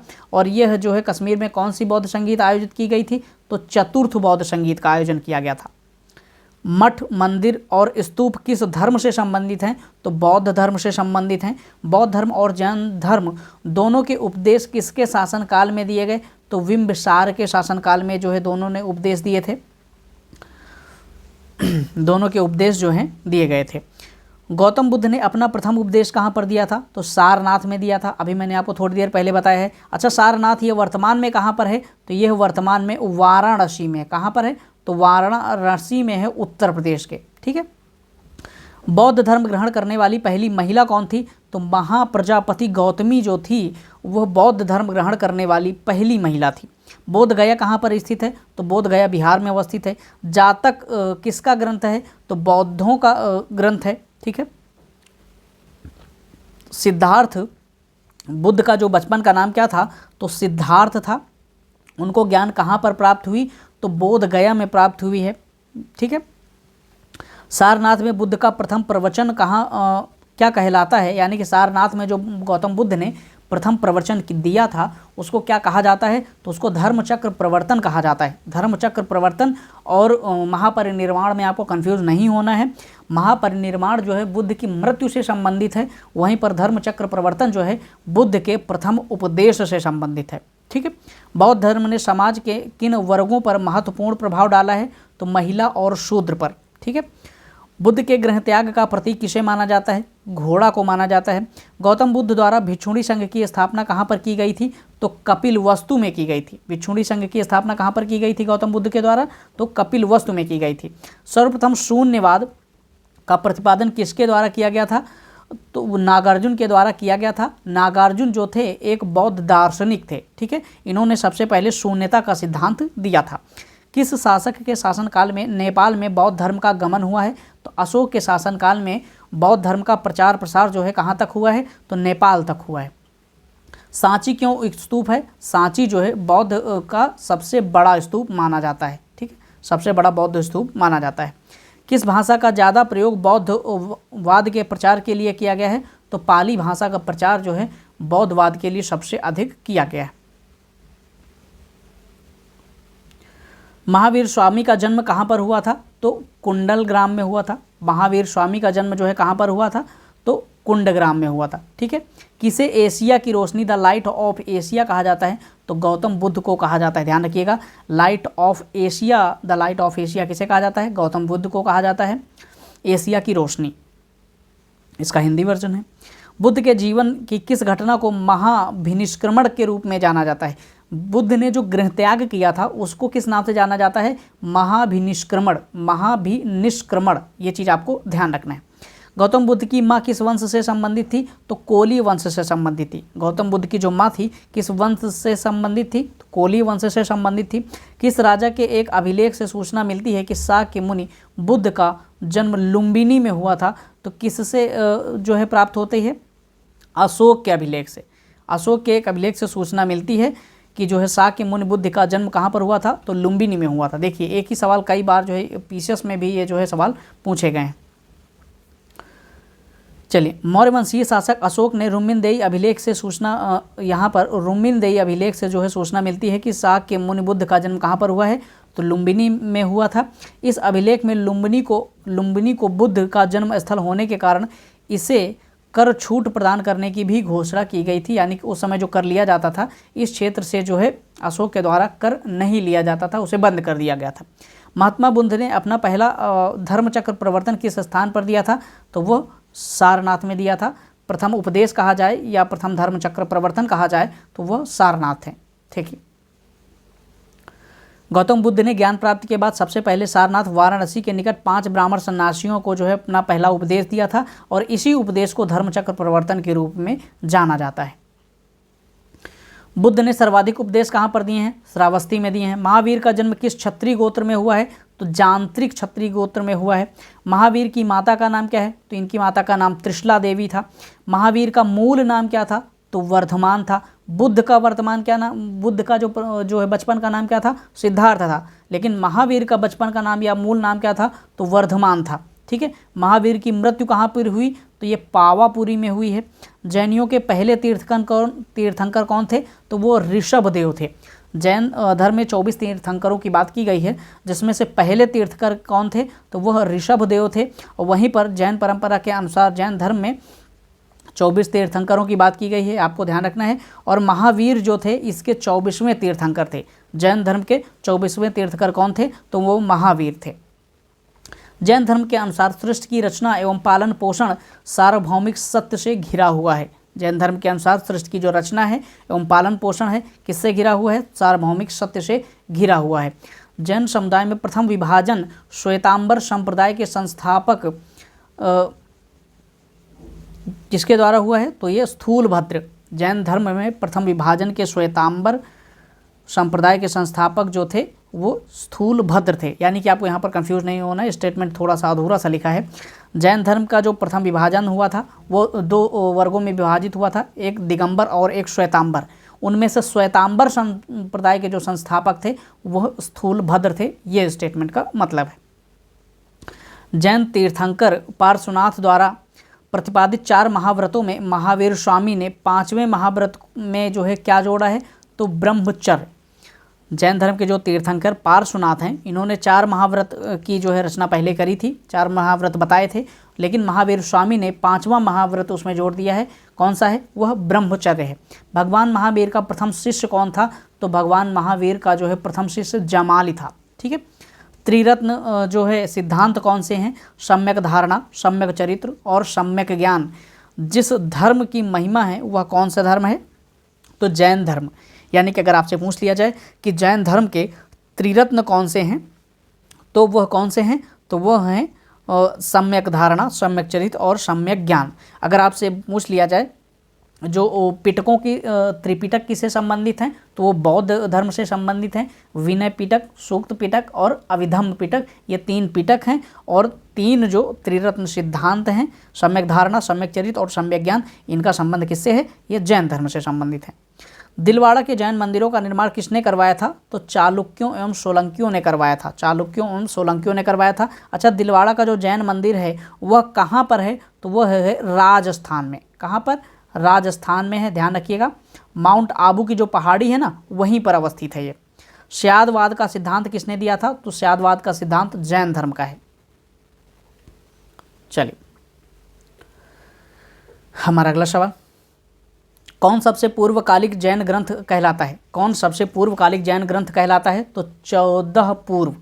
ठीक है, 14 पूर्व जो है सबसे पूर्वकालिक जैन ग्रंथ कहलाता है। जैन साहित्य को क्या कहा जाता है? तो आगम कहा जाता है। इंपॉर्टेंट सवाल है। जैन ग्रंथ कल्पसूत्र के रचयिता कौन है? तो वह हैं भद्रबाहु। जैन ग्रंथ कल्पसूत्र के रचयिता कौन है? तो वह भद्रबाहु हैं। अनेकांतवाद किसका क्रोड या केंद्रीय सिद्धांत और दर्शन है? तो जैन मत का। अनेकांतवाद जो है किसका संबंध किससे है? तो जैन दर्शन से संबंधित है, जैन लोगों से संबंधित है, मुख्य सिद्धांत माना जाता है ये। महान धार्मिक घटना महामस्तकाभिषेक किससे संबंधित है और किसके लिए की जाती है? महान धार्मिक घटना जो है महामस्तकाभिषेक किससे संबंधित है और किसके लिए की जाती है? तो बाहुबली के लिए की जाती है। ठीक है। प्रथम जैन सभा का आयोजन जो है कहाँ पर किया गया था? तो पाटलिपुत्र में किया गया था। प्रथम अगर बौद्ध संगीत का आयोजन कहाँ पर किया गया था? तो राजगृह में किया गया था। लेकिन जैन सभा का आयोजन प्रथम कहाँ पर किया गया था? पाटलिपुत्र में किया गया था। वर्तमान में कहाँ पर है यह? पटना विहार में। द्वितीय जैन सभा का आयोजन कहाँ पर किया गया था? तो ये वल्लभी में किया गया था। जैन साहित्य का संकलन किस भाषा व लिपि में है? तो प्राकृत इसकी भाषा है और अर्धमागधी जो इसकी लिपि है। ठीक है, जैन साहित्य की जो है भाषा कौन सी है? प्राकृत है और इसकी जो लिपि है वह अर्धमागधी है। कौन बौद्ध जीवन काल में संघ प्रमुख होना चाहता था? कौन बुद्ध के जीवन काल में ही संघ का प्रमुख होना चाहता था? तो देवदत्त। हेलियोडोरस का बेस नगर अभिलेख संबंधित है किससे? केवल वसुदेव से संबंधित है। हेलियोडोरस का जो वेश नगर अभिलेख है उसका संबंध किससे है? तो केवल वसुदेव से संबंधित है। आजीवक संप्रदाय के संस्थापक कौन है? तो मक्खली गोसाल जो है आजीवक संप्रदाय का संस्थापक माना जाता है। भगवत संप्रदाय के विकास में किसका योगदान अत्यधिक है? तो हिंद यूनानी का। ठीक है, भागवत जो संप्रदाय है इसके विकास में किसका योगदान सर्वाधिक माना जाता है? हिंद यूनानी का जो है सबसे अधिक विकास जो है योगदान माना जाता है। वासुदेव कृष्ण की पूजा सर्वप्रथम किसने प्रारंभ की? तो किसने प्रारंभ की? सात्वतों ने। किसने? सात्वतों ने जो है वासुदेव कृष्ण की पूजा सर्वप्रथम प्रारंभ की। प्राचीनतम विश्वविद्यालय कौन सा था? तो नालंदा विश्वविद्यालय था जो प्राचीनतम विश्वविद्यालय माना जाता है। अब चलिए महाजनपद काल से संबंधित जो महत्वपूर्ण फैक्ट हैं उनको देख लेते हैं। पाली ग्रंथों में गांव के मुखिया को क्या कहा जाता था? तो गांव के मुखिया को भोजक या ग्राम भोजक कहा जाता था। पाली ग्रंथों में गांव के मुखिया को भोजक या ग्राम भोजक कहा जाता था। उज्जैन का प्राचीन नाम क्या था? तो उज्जैन का प्राचीन नाम अवंतिका था। ठीक है। नंद वंश का संस्थापक कौन था? तो महापद्मनंद था। नंद वंश का संस्थापक कौन था? महापद्मनंद था। प्राचीन भारत में पहला विदेशी आक्रमण किनके द्वारा किया गया? तो किनके द्वारा किया गया? तो ईरानियों के द्वारा किया गया था, ठीक है। सिकंदर ने भारत पर कब आक्रमण किया? तो 326 ईसा पूर्व में सिकंदर ने भारत पर आक्रमण किया है। हर्यक वंश के शासक को कुड़िक कहा जाता था। अजातशत्रु, हर्यक वंश के किस शासक को जो है कुड़िक कहा जाता था? अजातशत्रु को कहा जाता था। अगर आपसे सवाल पूछ लिया जाए कुड़िक की उपाधि या कुड़िक उपनाम किस शासक का है, तो आप क्या बताएंगे? अजातशत्रु का है। अच्छा, अजातशत्रु का संबंध किससे है, किस वंश से है? तो उसका संबंध हर्यक वंश से है, ठीक है। अच्छा, हर्यक वंश का संस्थापक कौन था? हर्यक वंश का संस्थापक बिंबिसार था। ये बात भी आपको ध्यान रखना है। किस शासक ने गंगा एवं सोम नदियों के संगम पर पाटलिपुत्र नामक नगर की स्थापना की? तो उदयन ने। किस शासक ने गंगा एवं सोन नदियों के संगम पर जो है पाटलिपुत्र नामक नगर की स्थापना की? तो उदयन ने जो है पाटलिपुत्र नगर की स्थापना की, और यह वर्तमान में पटना है, ठीक है। पटना के फतुहा के पास जो है गंगा नदी से सोन नदी का जो है मिलन होता है, और सोन नदी का उद्गम कहाँ से होता है? तो अमरकंटक से होता है, और दक्षिण से उत्तर की ओर यह नदी प्रवाहित होते हुए गंगा नदी में मिल जाती है। 323 ईसा पूर्व में सिकंदर महान की मृत्यु जो है कहाँ पर हुई थी? तो बेबीलोन में हो गई थी। सिकंदर महान, अलेक्जेंडर द ग्रेट एवं पोरस पुरु की सेनाओं ने किस नदी के आमने सामने वाले तटों पर जो है पड़ाव डाला था? तो झेलम नदी के तट पर, ठीक है। किस प्रकार का मृदभांड या पाटरी भारत में द्वितीय नगरीकरण या शहरीकरण के प्रारंभ का प्रतीक माना जाता है? तो उत्तरी काले पालिशकृत जो बर्तन थे उनको जो है भारत में द्वितीय नगरीकरण और शहरीकरण के प्रारंभ का प्रतीक माना जाता है। उत्तरी काले पालिश युक्त जो बर्तन थे। मगध की प्रथम राजधानी कौन सी थी? तो मगध की प्रथम राजधानी गिरिव्रज या राजगृह थी, ठीक है। मगध की प्राचीनतम राजधानी कौन थी? प्रथम राजधानी कौन थी? तो गिरिव्रज या राजगृह। चलिए अब इससे संबंधित कुछ अन्य फैक्ट देख लेते हैं। किस शासक द्वारा सर्वप्रथम पाटलिपुत्र का जो है राजधानी के रूप में चयन किया गया? तो उदयन के द्वारा सर्वप्रथम पाटलिपुत्र को राजधानी के रूप में चयन किया गया। 16 महाजनपदों की जो सूची है वो उसका उल्लेख कहाँ पर मिलता है? तो अंगुत्तर निकाय में। 16 महाजनपदों की सूची कहाँ पर उपलब्ध है? तो अंगुत्तर निकाय में। मगध का कौन सा राजा सिकंदर महान का समकालीन था? तो मगध का घनानंद जो शासक था वो सिकंदर महान के समकालीन था, ठीक है। ये बात आपको ध्यान रखना है। प्रथम मगध साम्राज्य का उत्कर्ष किस सदी में हुआ? तो छठी सदी ईसा पूर्व में जो है प्रथम मगध साम्राज्य का उत्कर्ष हुआ। सिकंदर के आक्रमण के समय उत्तर भारत में किस राजवंश का शासन था? तो नंद वंश का शासन था। जब सिकंदर ने भारत पर आक्रमण किया था तो उस समय उत्तर भारत में किसका शासन था? तो नंद वंश का शासन था। ईसा पूर्व छठी सदी में प्रारंभ में जो है भारत का सर्वाधिक शक्तिशाली नगर कौन सा था?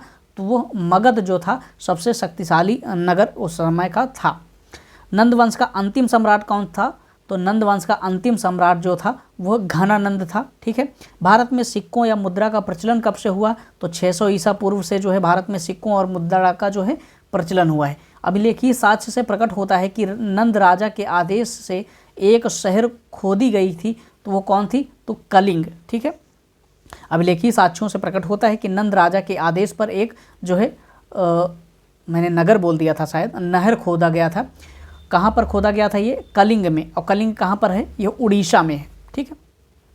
दोस्तों काफ़ी देर से स्क्रीन पर हैं, इसकी वजह से थोड़ा सा स्लिप ऑफ टंग हो गया, माफ़ कीजिएगा।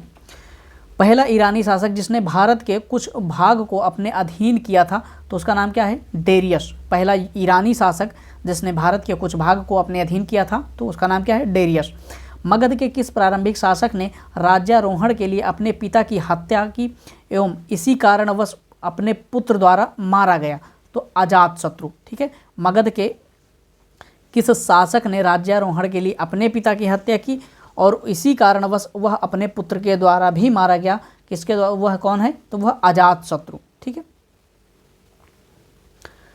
किस शासक ने अवंती को जीतकर मगध का हिस्सा बना लिया? किस शासक ने अवंती को जीत करके मगध का हिस्सा बना लिया? तो शिशुनाग ने जो है अवंती को जीतकर मगध का हिस्सा बना लिया और यहीं से नागवंश की जो है स्थापना होती है। कौन सा बौद्ध ग्रंथ 16 महाजनपदों का उल्लेख करता है? तो अंगुत्तर निकाय, अभी आपने देखा। विश्व का पहला गणतंत्र वैशाली किसके द्वारा स्थापित किया गया? तो लिच्छवियों के द्वारा। ठीक है, विश्व का जो पहला गणतंत्र है, मैंने आपको अभी थोड़ी देर पहले बताया था, वह जो है लिच्छवी गणराज्य है ये। ठीक है, वैशाली क्षेत्र में, और यह विश्व का पहला गणतंत्र माना जाता है। लिच्छवियों के द्वारा इसको जो है स्थापित किया गया था। प्राचीन श्रावस्ती का नगर विन्यास किस आकृति का है? प्राचीन श्रावस्ती का नगर विन्यास किस आकृति का है? तो वह अर्धचंद्राकार है। सबसे प्राचीन वंश, मगध का जो सबसे प्राचीन वंश है, इसके संस्थापक कौन है? तो बृहद्रथ वंश है। मगध के जो सबसे प्राचीन वंश के संस्थापक हैं उनका नाम क्या है? बृहद्रथ। ठीक है। कलि ग्रंथ में गांव का मुखिया को क्या कहा जाता था? कलि ग्रंथ में जो है गांव के मुखिया को क्या कहा जाता था? तो भोजक कहा जाता था। गृहपति का अर्थ क्या होता है? धनी व्यक्ति। गृहपति का अर्थ क्या होता है? धनी व्यक्ति। दोस्तों यहाँ पर कुछ जैन संगीतियाँ और कुछ बौद्ध संगीतियाँ जो करवाई गई थी, इनसे अक्सर सवाल पूछे जाते, चाहे कोई भी परीक्षा हो, तो इसलिए आपको एक बार ध्यान रखना है। प्रथम जैन संगीत का आयोजन जो है कहाँ पर किया गया था? तो ये पाटलिपुत्र में किया गया था। चंद्रगुप्त मौर्य के समय किया गया था और स्थूलभद्र जो है इसके अध्यक्ष थे। द्वितीय बौद्ध संगीत का आयोजन 512 ईसा पूर्व में किया गया था और वल्लभी में किया गया था, और इसके जो अध्यक्ष थे वह देवर्धि क्षमा श्रमण थे। इसके अध्यक्ष कौन थे? देवर्धि क्षमा श्रमण। अब कुछ बौद्ध संगीतियाँ हैं, इनको भी देख लेते हैं।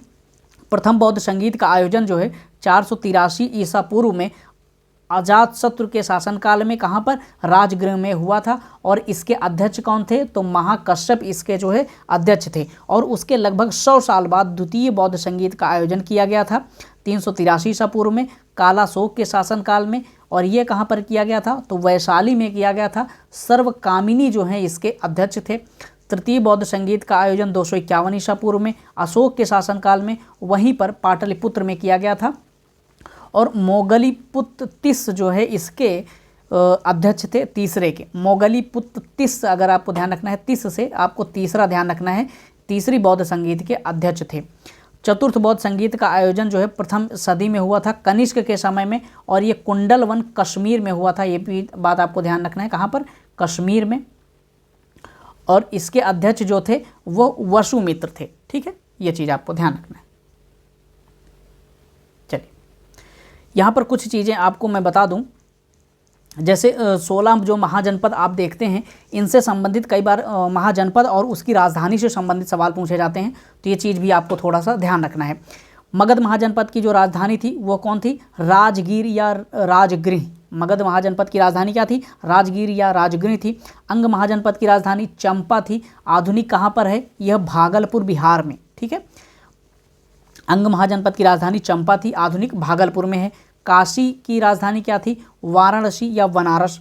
वज्जी जो महाजनपद था उसकी राजधानी वैशाली, विदेह या मिथिला। वैशाली, विदेह या मिथिला।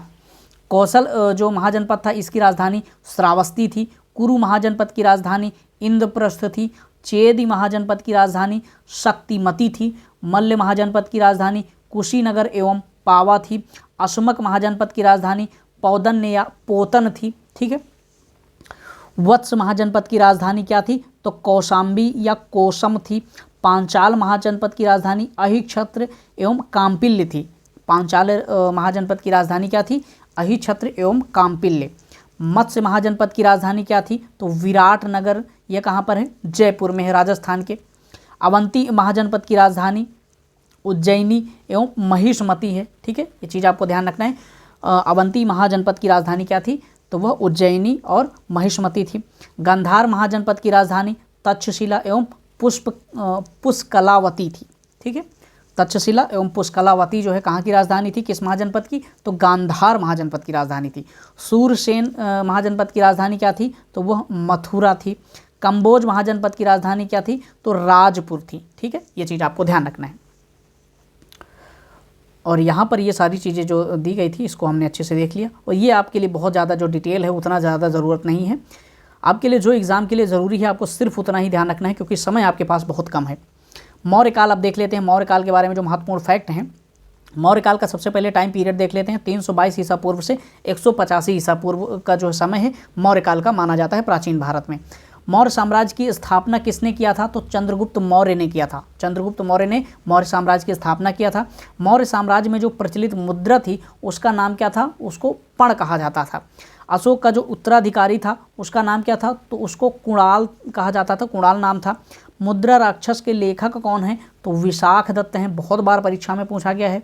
वह व्यक्ति कौन है जिसका नाम देवा नाम पियादशी भी था? तो मौर्य सम्राट अशोक को जो है देवा नाम पियादशी भी कहा जाता था। यह उसकी जो है उपाधि है या उपनाम है। कौटिल्य चाणक्य किसका प्रधानमंत्री था? तो चंद्रगुप्त मौर्य का प्रधानमंत्री था। कलिंग विजय के उपरांत अशोक महान ने किस धर्म को अंगीकार कर लिया था? तो बौद्ध धर्म को अंगीकार कर लिया था। किस विजय के बाद? कलिंग विजय के बाद। कलिंग कहाँ पर है? तो यह उड़ीसा के क्षेत्र में आता है। ठीक है, अगर आपसे कहा जाए कलिंग विजय के बाद अशोक ने अपने अंतिम समय में जो है कौन से धर्म को अंगीकार कर लिया था? तो बौद्ध धर्म को अंगीकृत कर लिया था। चंद्रगुप्त के शासन विस्तार में किसने मुख्य रूप से मदद की थी? तो चाणक्य ने। चंद्रगुप्त मौर्य का जो शासन का जो विस्तार हुआ था उसमें चाणक्य ने जो है बहुत मदद किया था।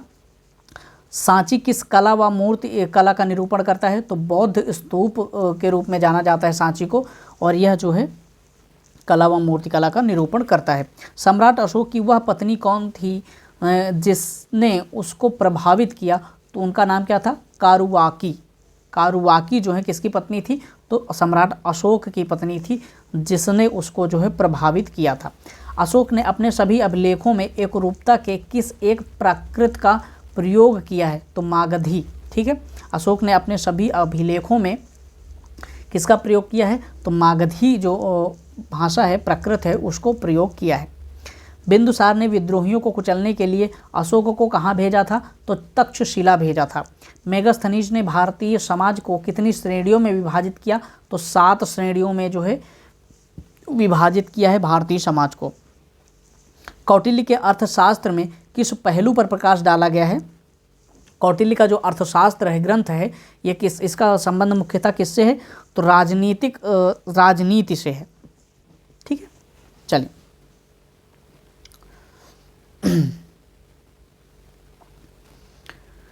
हमारा अगला सवाल, सांची का स्तूप किसने बनवाया था? तो अशोक ने बनवाया था। ठीक है, सांची का स्तूप किसने बनवाया था? तो अशोक ने बनवाया था।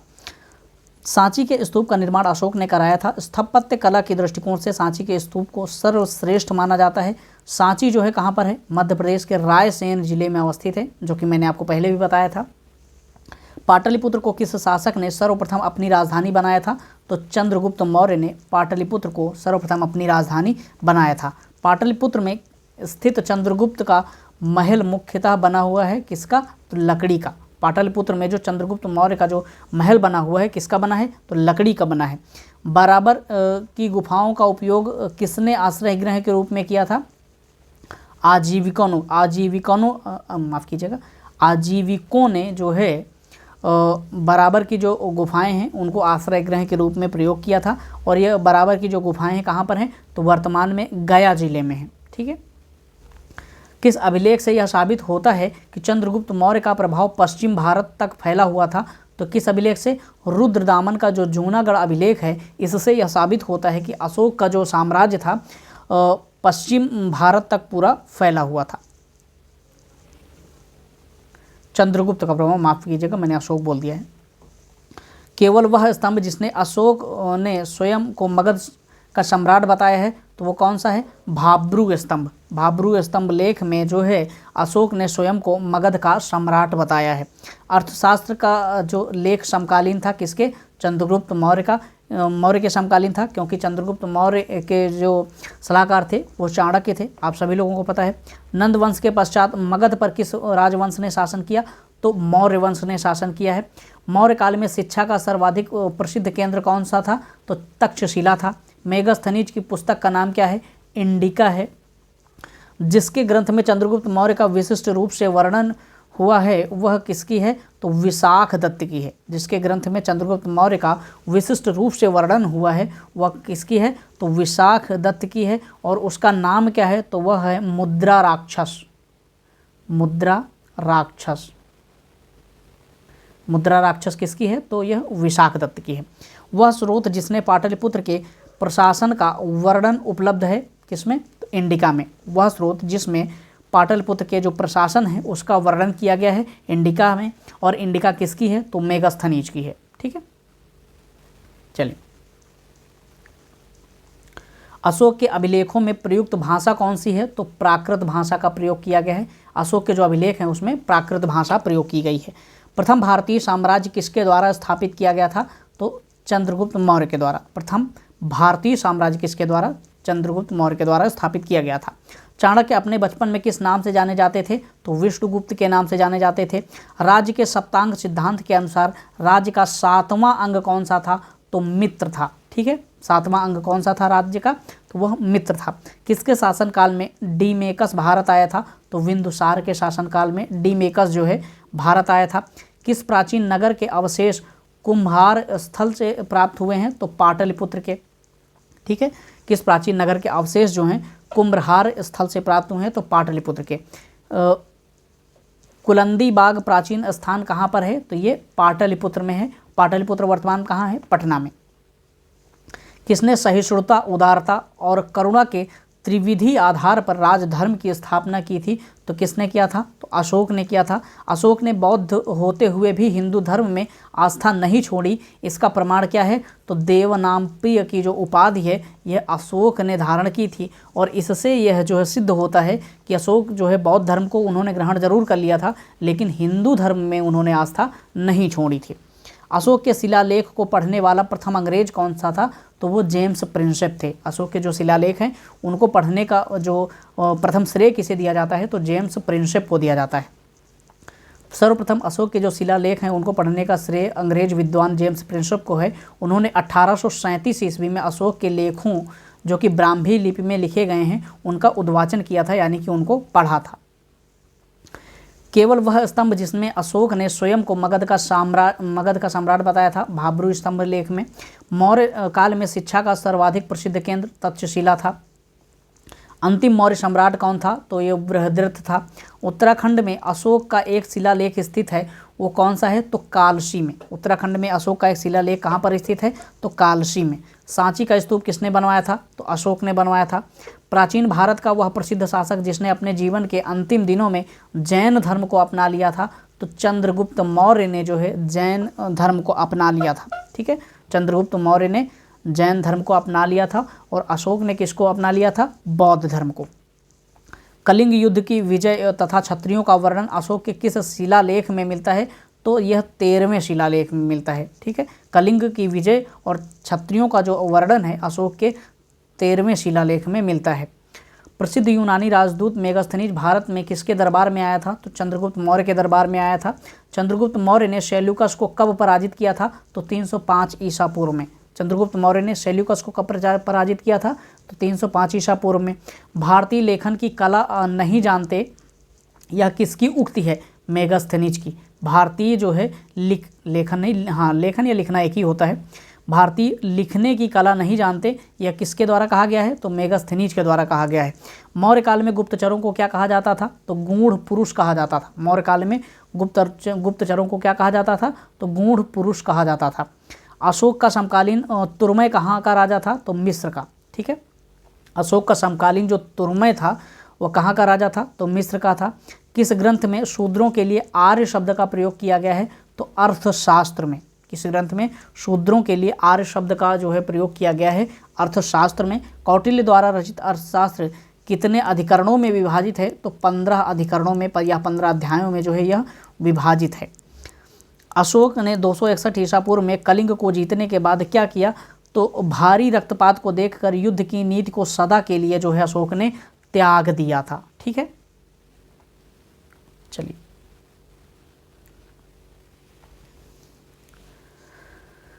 और महत्वपूर्ण फैक्ट जल्दी से देख लेते हैं, क्योंकि लगभग 1 से 1.5 घंटे की क्लास में हम सारी चीज़ों को एकदम कवर कर लेंगे।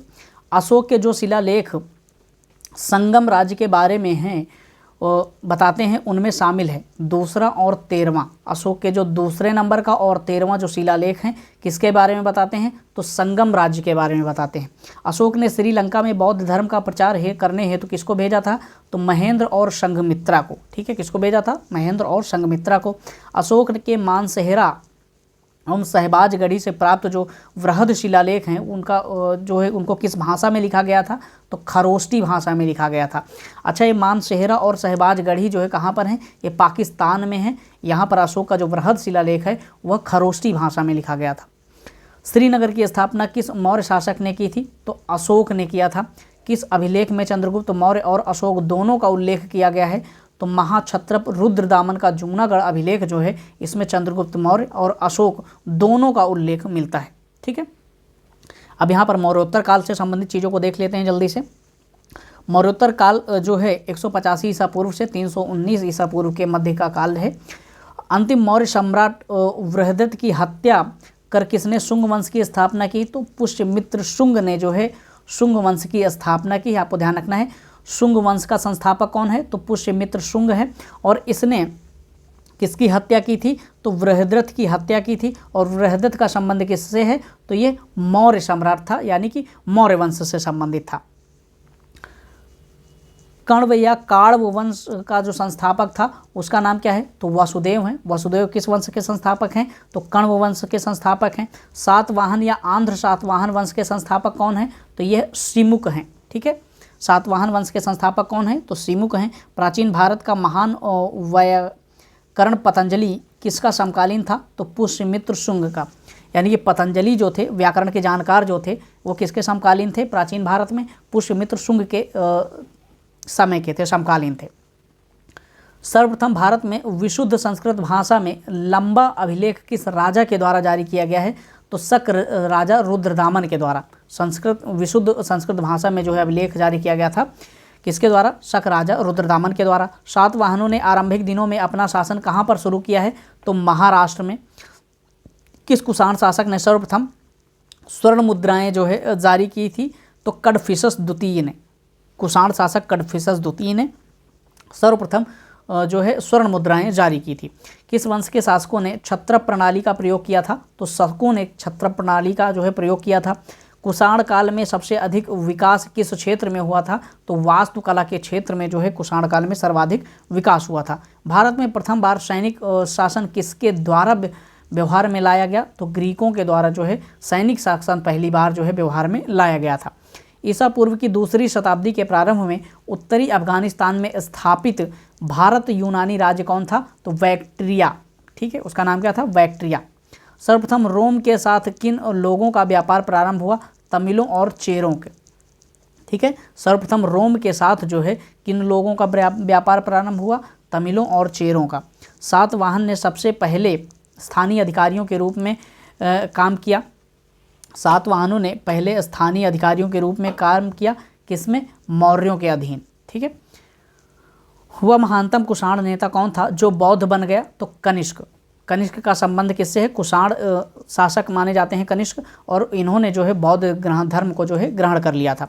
कुषाण काल के दौरान मूर्तिकला की गांधार शैली का किसका जो है मिश्रण है, भारत ग्रीक यानी कि यूनानी शैली का। ठीक है, कुषाण काल के दौरान मूर्तिकला की जो गांधार शैली है जो उत्तर पश्चिमी क्षेत्र में भारत में जो थी उस समय, इसका संबंध किससे है, तो भारत ग्रीक शैली या यूनानी शैली।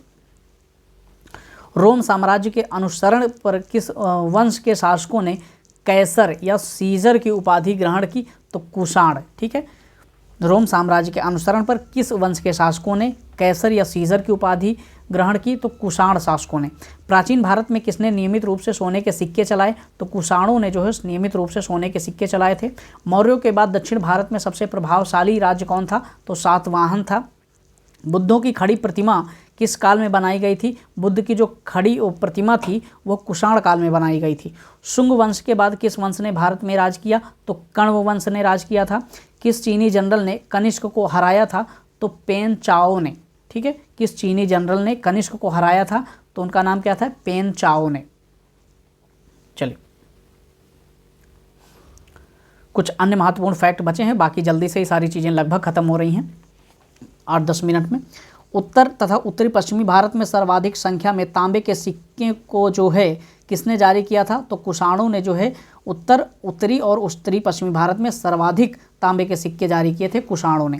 विक्रम संवत कब से प्रारंभ हुआ है? तो 57 ईसा पूर्व से जो है विक्रम संवत प्रारंभ हुआ है। सातवाहन शासकों की राजकीय भाषा क्या थी? तो प्राकृत भाषा थी। सातवाहन शासकों की राजकीय भाषा क्या थी? तो प्राकृत भाषा थी। जो कला शैली भारत और ग्रीक या यूनानी शैली का सम्मिश्रण है उसे क्या कहा जाता है? तो उसे गांधार शैली कहा जाता है। कनिष्क की राजधानी क्या थी? कनिष्क की राजधानी पुरुषपुर थी। मोस्ट इंपॉर्टेंट फैक्ट है। पुरुषपुर किसका दूसरा नाम है? तो पेशावर का दूसरा नाम है। कनिष्क की राजधानी क्या थी? पुरुषपुर थी। और पुरुषपुर किसका दूसरा नाम है? तो पेशावर का दूसरा नाम है। ठीक है। और ये जो पेशावर कहाँ पर है? तो ये पाकिस्तान में है। चरक किसके राज चिकित्सक थे? तो ये कनिष्क के राज चिकित्सक थे। तक्षशिला के प्रसिद्ध स्थल होने का कारण क्या था? तो गांधार कला, यानी कि तक्षशिला का जो प्रसिद्ध स्थल है वह गांधार कला के कारण प्रसिद्ध था। और तक्षशिला विश्वविद्यालय भी था जो कि अपनी पढ़ाई के लिए भी जाना जाता था। भारत में सर्वप्रथम स्वर्ण मुद्राएं किसने चलाई थी? तो इंडो बैक्ट्रियन ने भारत में सर्वप्रथम जो है स्वर्ण मुद्राएं चलाई थी। किस संग्रहालय में कुषाणकालीन मूर्तियों का संग्रह अधिक मात्रा में है? तो मथुरा संग्रहालय में कुषाणकालीन जो मूर्तियां हैं आज भी बहुत अधिक मात्रा में संग्रहित की गई हैं। किस वंश के शासकों ने ब्राह्मणों और बौद्ध भिक्षुओं को कर मुक्त भूमि या गांव देने की प्रथा चलाई थी? तो सातवाहन के जो शासक थे उन्होंने ब्राह्मणों और बौद्ध भिक्षुओं को जो है कर मुक्त भूमियाँ प्रदान की थी और गांव भी प्रदान किए थे उनके रहने के लिए, और वहाँ से उनसे जो है कर नहीं लिया जाता था। सातवाहन शासकों के द्वारा यह कार्य किया गया था।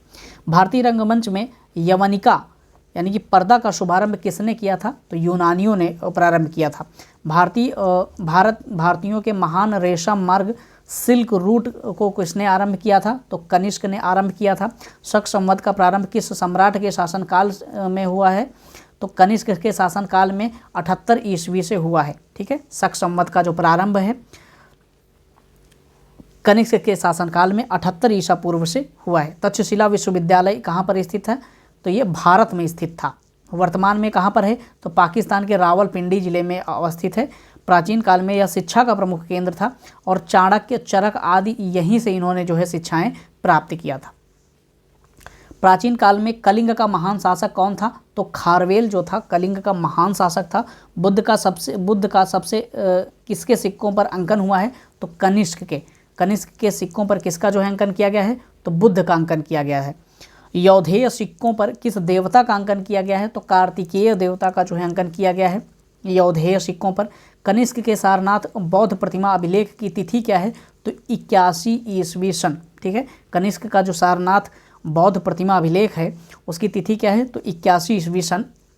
अश्वघोष किसका समकालीन था? तो कनिष्क का समकालीन था। बाल विवाह प्रथा जो है किसके काल में जो है प्रारंभ हुई? तो वह कुषाण काल में प्रारंभ हुई। बाल विवाह की जो प्रथा है कहाँ पर प्रारंभ हुई, किस काल में प्रारंभ हुई? तो कुषाणों के काल में प्रारंभ हुई। जो कला शैली भारतीय और यूनानी यानी कि ग्रीक आकृति का सम्मिश्रण है उसे गांधार शैली कहा जाता है। आपने देखा है अभी पहले भी। सातवाहनों की राजधानी क्या थी? वो कहाँ पर थी? तो अमरावती में। सातवाहनों की राजधानी कहाँ पर अवस्थित थी? तो वह अमरावती में अवस्थित थी। आंध्र सातवाहन राजाओं की सबसे लंबी सूची किस पुराण में मिलती है? तो मत्स्य पुराण में मिलती है। पूर्वी रोमन शासक जस्टिशियन का सर्वाधिक महत्वपूर्ण योगदान किस क्षेत्र में है? तो विधि के क्षेत्र में। पूर्वी रोमन शासक जो जस्टिशियन है उनका जो सर्वाधिक महत्वपूर्ण योगदान जो है विधि के क्षेत्र में है, न्याय दिलाने के क्षेत्र में है। ठीक है। चलिए यहाँ पर संगम काल है, उसके बाद जल्दी ही सारी चीज़ें खत्म हो रही हैं। संगम काल, संगम युग में उरैयूर किसके लिए विख्यात था? संगम युग में उरैयूर किसके लिए विख्यात था? तो कपास के व्यापार का महत्वपूर्ण केंद्र माना जाता था संगम युग में उरैयूर। ठीक है।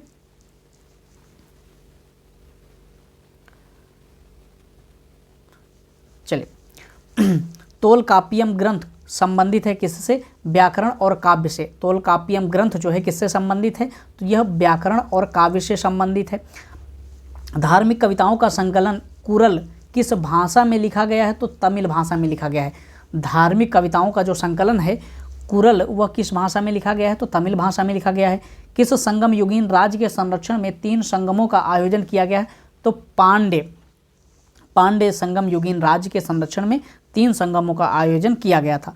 लाल चेर के नाम से प्रसिद्ध वह चेर शासक कौन था जिसने कर्णगी यानी कि पत्तनी के मंदिर का निर्माण करवाया था? सेनगुट्टवन।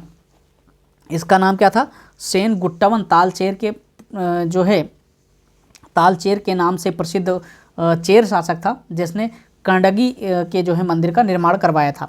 तमिल भाषा के शिल्पाधिकारम और मणिमेखलई नामक गौरव ग्रंथों का संबंध किससे है? तो हिंदू धर्म से संबंधित है। तमिल भाषा में जो लिखे गए हैं शिल्पाधिकारम और मणिमेखलई नामक जो गौरव ग्रंथ हैं, इनका संबंध हिंदू धर्म से है। कौन संगम युगीन व्याकरण रचना सर्वाधिक महत्वपूर्ण रचना मानी जाती है? तोलकाप्पियम। तोलकाप्पियम जो है संगम युगीन व्याकरण रचना है जो सर्वाधिक महत्वपूर्ण मानी जाती है। मुजरिस किस राज्य का प्रमुख बंदरगाह था? तो चेर राज्य का प्रमुख बंदरगाह था। प्राचीनतम तमिल देवता मुर्गन किस वैदिक देवता के सदृश हैं? तो स्कंद या कार्तिकेय। ठीक है, प्राचीनतम जो तमिल देवता हैं मुर्गन, वो उनको जो है किस देवता के सदृश माना जाता है वैदिक देवता के? तो स्कंद या कार्तिकेय के। संगमकालीन साहित्य में कौन को और मन्नन किसके लिए प्रयुक्त हैं? तो राजा के लिए। संगम साहित्य में कौन को और मन्नन जो है किसके लिए प्रयुक्त किए जाते थे? तो ये राजा के लिए प्रयुक्त किए जाते थे। तमिल काव्य का इलियड कहा जाता है किसे? शिल्पाधिकारम को। तमिल काव्य का इलियड किसे कहा जाता है? शिल्पाधिकारम को। चेर वंश का शासक किस क्षेत्र पर था? तो केरल पर। ठीक है, चेर वंश का शासन जो था किस क्षेत्र पर था? तो केरल पर था। चेर वंश का प्रसिद्ध शासक कौन था? तो सेनगुट्टवन था। चोल वंश का प्रसिद्ध शासक कौन था? तो ये करिकाल था। चेर वंश का प्रसिद्ध शासक सेनगुट्टवन था, लेकिन चोल वंश का प्रसिद्ध शासक करिकाल था। चोल काल में सूती वस्त्र उद्योग का प्रमुख केंद्र कौन था? तो उरैयूर था। चोल काल में सूती वस्त्र उद्योग का प्रमुख केंद्र कौन था? तो उरैयूर था। और यह जो है कपास के लिए भी बहुत फेमस था।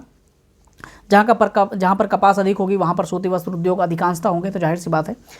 तोलकाप्पियम की रचना किसने किया था? तोलकाप्पियार ने। तोलकाप्पियम की रचना किसने किया था? तोलकाप्पियार ने किया था। चोल काल में सर्वोच्च न्यायालय को क्या कहा जाता था? मनरम। चोल काल में सर्वोच्च न्यायालय को क्या कहा जाता था? तो मनरम कहा जाता था। पांड्यों की राजधानी क्या थी? तो मदुरै थी। पांड्यों की राजधानी क्या थी? तो वह मदुरै थी। तमिल का गौरव ग्रंथ जीवक चिंतामणि किससे संबंधित है? तो जैन धर्म से संबंधित है। जीवक चिंतामणि जो तमिलों का गौरव ग्रंथ है, इसका संबंध किससे है? तो जैन धर्म से संबंधित है। संगम किससे संबंधित है? तो ये विद्वानों से संबंधित है। स्ट्रैबो के अनुसार संगम युग के किस वंश के शासक ने रोमन सम्राट अगस्तस के दरबार में 20वीं ईसा पूर्व में जो है लगभग अपना एक दूत भेजा था? तो पांड्य नरेश ने। पांड्य नरेश ने जो है स्ट्रैबो के अनुसार संगम युग में जो है रोमन सम्राट अगस्तस के दरबार में 20वीं ईसा पूर्व में जो है लगभग एक दूत भेजा था। तमिल काव्य का ओडिसी किसे कहा जाता है? तो मणिमेखलई को जो है तमिल काव्य का ओडिसी कहा जाता है। पुहर या कावेरी पट्टनम की स्थापना किसने की थी? तो करिकाल ने किया था। पुहर या कावेरी पट्टनम की स्थापना किसने किया था? तो करिकाल ने किया था। प्राचीनतम तमिल देवता मुर्गन किस वैदिक देवता के सदृश हैं? तो स्कंद या कार्तिकेय के जो है इन्हें समकक्ष माना जाता है। ठीक है, सदृश माना जाता है। संगमों का आयोजन जो है, प्रथम संगम का आयोजन जो है कहाँ पर हुआ था? तो मदुरै में हुआ था। इसकी अध्यक्षता किसने किया था? तो अगस्त्यार ने या अगस्त ऋषि ने जो है इसकी अध्यक्षता की थी। द्वितीय संगम का आयोजन जो है कपाटपुरम या अलवई में किया गया था और अगस्त्यार या अगस्त ऋषि ने इसकी भी अध्यक्षता किया था। तृतीय संगम का आयोजन मदुरै में किया गया था और इसकी अध्यक्षता नक्कीरर ने किया था। किसने किया था? नक्कीरर ने। गुप्त काल जो है इसका संबंध, इस काल क्या है? 319 ईसा पूर्व से 540 ईसा पूर्व जो है गुप्त काल माना जाता है, इसके बीच का समय। गुप्त वंश का संस्थापक कौन है? तो श्रीगुप्त थे। गुप्त वंश के संस्थापक कौन थे? तो श्रीगुप्त थे। गुप्त किसके सामंत थे? तो ये कुषाणों के सामंत थे। गुप्त जो है किसके सामंत थे? तो ये कुषाणों के सामंत माने जाते थे। चलिए, गुप्त शासन के दौरान ऐसा व्यक्ति कौन था जो एक महान खगोल विज्ञानी था और गणितज्ञ था? उनका नाम क्या है? आर्यभट्ट। आर्यभट्ट का संबंध किस काल से है? तो गुप्त काल से संबंधित है। आर्यभट्ट जो कि एक खगोल विज्ञानी और गणितज्ञ थे। गुप्त शासकों की सरकारी दरबारी भाषा क्या थी? तो संस्कृत थी। गुप्त काल में संस्कृत भाषा जो है ज़्यादा प्रचलित थी। गुप्त वंश का वह राजा कौन था जिसने हूणों को भारत पर आक्रमण करने से रोका था? तो उसका नाम क्या था? स्कंदगुप्त। ठीक है। गुप्त राजवंश किस लिए प्रसिद्ध था? कला और स्थापत्य के लिए जो है गुप्त राजवंश प्रसिद्ध था। अजंता कलाकृतियाँ किससे संबंधित हैं? गुप्त काल से संबंधित हैं। कवि कालिदास किसके राजकवि थे? तो चंद्रगुप्त द्वितीय विक्रमादित्य के जो है यह राजकवि थे। ठीक है। कवि कालिदास जो हैं चंद्रगुप्त द्वितीय या विक्रमादित्य के जो है ये राजकवि थे। अजंता चित्रकारी की विषय वस्तु किससे संबंधित है? तो बौद्ध धर्म से संबंधित है, लेकिन इनका संबंध किस काल से है? तो गुप्त काल से है। उत्तर गुप्त युग में जो विश्वविद्यालय प्रसिद्ध हुआ वह कौन सा है? वह नालंदा विश्वविद्यालय है। एरण अभिलेख का संबंध किस शासक से है? तो भानुगुप्त से है। एरण अभिलेख का संबंध किस शासक से है? तो भानुगुप्त से है। फाहियान किसके शासनकाल में भारत आया था? तो फाहियान जो है चंद्रगुप्त द्वितीय के शासनकाल में भारत आया था। भारतीय संस्कृति का स्वर्ण युग या गोल्डन एज किस काल को कहा जाता है? तो गुप्त काल को कहा जाता है भारतीय संस्कृति का स्वर्ण युग। फाहियान कहाँ का निवासी था? तो चीनी यात्री था फाहियान। सेतुबंध का रचनाकार प्रवर सेन द्वितीय किस वंश से संबंधित थे? तो ये वाकाटक वंश से संबंधित थे। सेतुबंध के रचनाकार का नाम क्या है? प्रवर सेन द्वितीय। यह किस वंश से संबंधित थे? तो ये वाकाटक वंश से संबंधित थे। किस गुप्तकालीन शासक को कविराज कहा गया है? तो समुद्रगुप्त को जो है कविराज भी कहा जाता है। स्कंदगुप्त को किस लेख में शक्रोपम कहा गया है? तो कहोम स्तंभ लेख में। ठीक है। स्कंदगुप्त को कहोम स्तंभ लेख में शक्रोपम कहा गया है।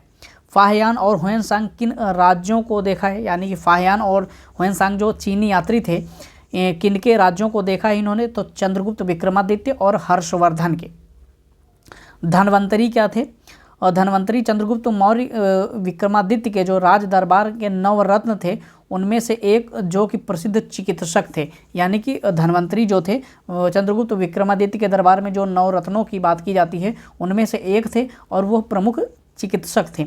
गुप्तकालीन शासन प्रणाली किस प्रकार की थी? तो राजतंत्रात्मक शासन प्रणाली थी। गुप्त स्थापत्य कला का सर्वोत्कृष्ट मंदिर कौन सा है? देवगढ़ का दशावतार मंदिर। ठीक है। गुप्त स्थापत्य कला का सर्वोत्कृष्ट मंदिर कौन सा है? वह देवगढ़ का दशावतार मंदिर है। अजंता की गुफाओं में किन गुफाओं का निर्माण गुप्त काल में हुआ है? अजंता की जो गुफाएं हैं उनमें से गुफा नंबर 16, 17 और 19 का निर्माण किस काल में हुआ है? तो गुप्त काल में हुआ था।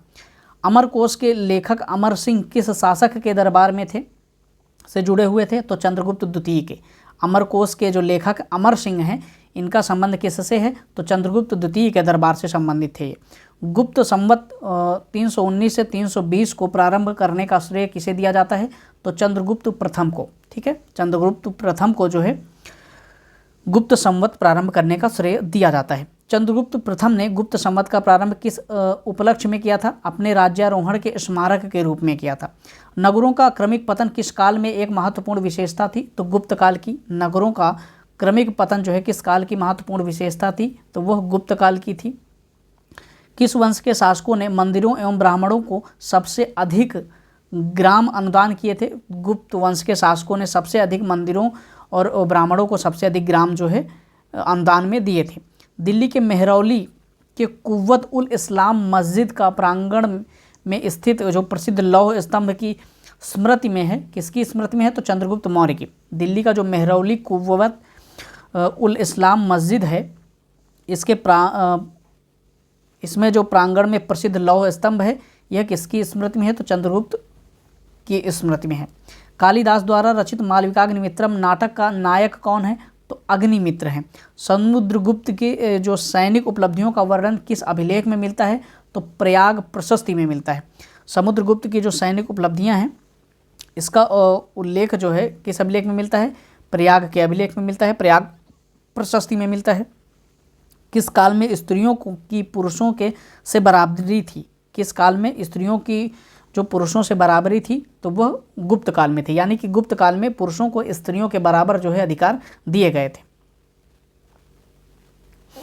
चलिए, भारत का नेपोलियन किसे कहा जाता है? तो भारत का नेपोलियन समुद्रगुप्त को कहा जाता है। इतिहासकार विंसेंट स्मिथ ने अपनी पुस्तक अर्ली हिस्ट्री ऑफ इंडिया में समुद्रगुप्त की वीरता एवं विजयों पर मुग्ध होकर उसे भारतीय नेपोलियन की जो है संज्ञा दिया था। तक्षशिला विश्वविद्यालय कहाँ पर स्थित है? तो ये भारत में अवस्थित है। तक्षशिला विश्वविद्यालय कहाँ पर स्थित है? तो ये भारत में अवस्थित है। वर्तमान में तक्षशिला जो है पाकिस्तान में स्थित है। प्राचीन काल में यह शिक्षा का प्रमुख केंद्र था। चाणक्य और चरक जैसे भी जो विद्वान हैं इन्होंने यहीं से शिक्षा प्राप्त किया था। किस राजा का एक अन्य नाम देवगुप्त था? तो चंद्रगुप्त द्वितीय का नाम क्या था? एक अन्य नाम देवगुप्त भी था।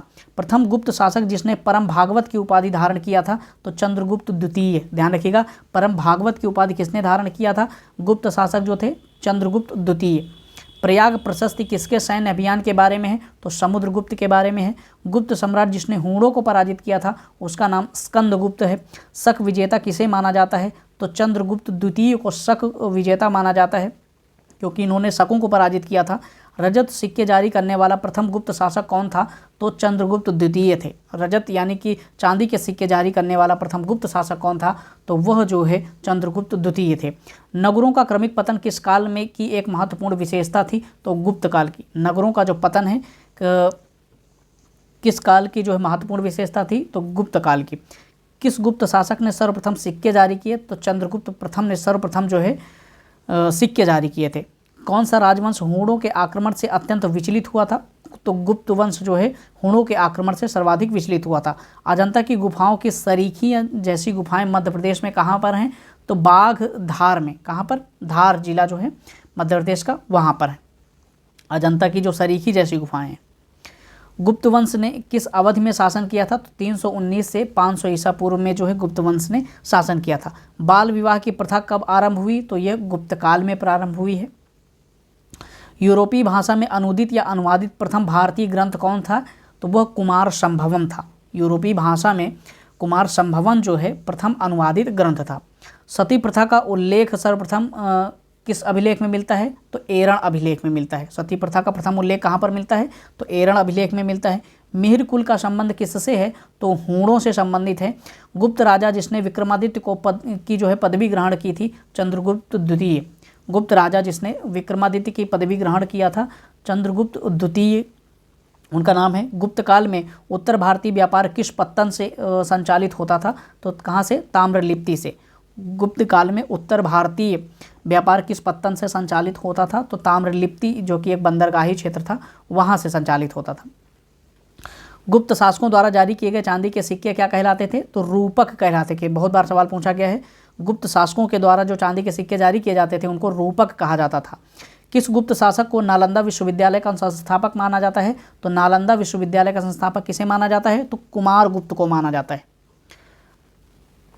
पुंड्रवर्धन भुक्ति अवस्थित थी कहाँ पर? उत्तरी बंगाल में। पुंड्रवर्धन भुक्ति जो एक प्रांत था ये उत्तरी बंगाल में अवस्थित था। वह प्रथम भारतीय विद्वान कौन था जिसने गणित को एक पृथक विषय के रूप में जो है स्थापित किया था? तो आर्यभट्ट वह प्रथम विद्वान थे। तांबा का सिक्का जारी करने वाला प्रथम गुप्त शासक कौन था? तो रामगुप्त थे। तांबा का सिक्का जो है जारी करने वाला प्रथम गुप्त शासक कौन था? तो वह कौन थे? तो वह राम थे, रामगुप्त। चलिए, कालिदास की किस कृति की गिनती विश्व में की 100 प्रसिद्ध साहित्यिक कृतियों में किया जाता है? तो अभिज्ञान शाकुंतलम में। अभिज्ञान शाकुंतलम किसकी कृति है? तो कालिदास की है। और इसकी जो है गणना विश्व के 100 सबसे प्रसिद्ध जो साहित्यिक ग्रंथ हैं उसमें की जाती है। वर्तमान गणित में दशमलव प्रणाली का आविष्कार करने का श्रेय किसे जाता है? तो गुप्त युग को जाता है। ठीक है। गुप्त काल के सर्वाधिक लोकप्रिय देवता कौन थे? तो विष्णु थे। गुप्त काल के सर्वाधिक लोकप्रिय देवता कौन थे? तो वह विष्णु थे। मेहरौली जो कहाँ पर है? दिल्ली में स्थित लौह स्तंभ का निर्माण किस सदी में हुआ था? तो चतुर्थ सदी में हुआ था।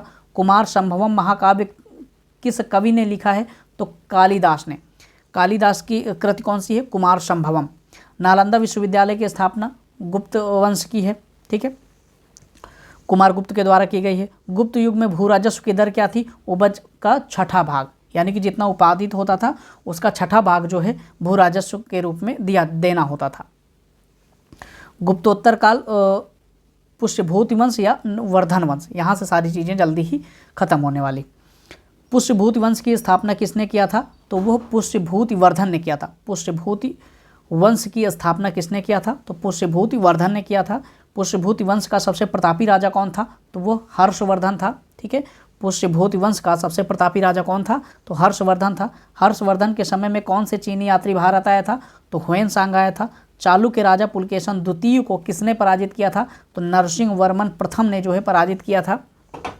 चालुक्य राजा पुलकेशन द्वितीय को किसने पराजित किया था? तो नरसिंह वर्मन प्रथम ने पराजित किया था। किस व्यक्ति को द्वितीय अशोक कहा जाता है? तो हर्षवर्धन को जो है द्वितीय अशोक कहा जाता है।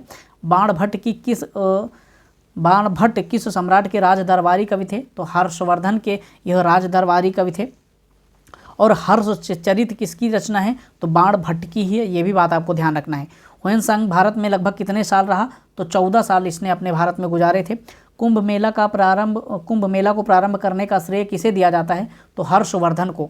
जो आप कुंभ मेला लगता हुआ आप देख रहे हैं, इसको प्रारंभ करने का श्रेय किसे जाता है? तो हर्षवर्धन को जाता है। नर्मदा नदी पर सम्राट हर्ष के जो है दक्षिणवर्ती अग्रगमन को किसने रोका था? तो पुलकेशन द्वितीय ने रोका था। चालुक्य शासक पुलकेशन द्वितीय ने किस नदी के किनारे हर्षवर्धन को परास्त किया था? तो नर्मदा नदी के किनारे जो है पुलकेशन द्वितीय ने हर्षवर्धन को जो है पराजित किया था। हर्ष के शासनकाल में उत्तर भारत का सबसे महत्वपूर्ण शहर कौन था? तो कन्नौज था। हर्ष की आत्मकथा किसने लिखी है? तो बाणभट्ट ने लिखी है। हर्ष की जो है हर्षवर्धन की आत्मकथा किसने लिखी है? तो बाणभट्ट ने लिखी है। हर्षवर्धन ने अपनी धार्मिक सभा कहाँ जो है किया करता था? तो प्रयाग में किया करता था। वर्धन वंश की राजधानी थानेश्वर किस प्रदेश में स्थित है? तो हरियाणा में। वर्धन वंश की राजधानी जो थानेश्वर थी वो कहाँ पर अवस्थित है? तो हरियाणा में। हर्षवर्धन ने जो है 606 ईस्वी में हर्ष संवत की स्थापना किस उपलक्ष्य में किया था? तो अपने राज्यारोहण के उपलक्ष्य में। ह्वेनसांग की भारत यात्रा के समय सूती कपड़ों के उत्पादन के लिए सबसे प्रसिद्ध नगर कौन सा था? तो मथुरा था। ह्वेनसांग की यात्रा के समय भारत में सूती वस्त्रों के जो उत्पादन के लिए सबसे प्रमुख नगर कौन था? तो वह मथुरा था, उत्तर प्रदेश का। कवि बाणभट्ट निवासी कहाँ के थे? तो थानेश्वर के थे। नागानंद के रचनाकार कौन है? तो ये हर्षवर्धन है। नागानंद के रचनाकार कौन है? तो हर्षवर्धन है। सम्राट हर्षवर्धन ने 2 महान धार्मिक सम्मेलनों को आयोजन कहाँ पर किया था? एक तो कन्नौज में किया था और दूसरा प्रयाग में किया था। नागानंद रत्नावली प्रियदर्शिका नाटकों के रचनाकार कौन है? तो ये हर्षवर्धन है। ठीक है, नागानंद रत्नावली या प्रियदर्शिका नाटकों के नाटककार कौन है? तो ये हर्षवर्धन है। गुर्जरों को किस शासकों ने पराजित किया है? गुर्जरों को हर्षवर्धन ने पराजित किया था। गुर्जरों को किसने पराजित किया था? तो हर्षवर्धन ने पराजित किया था।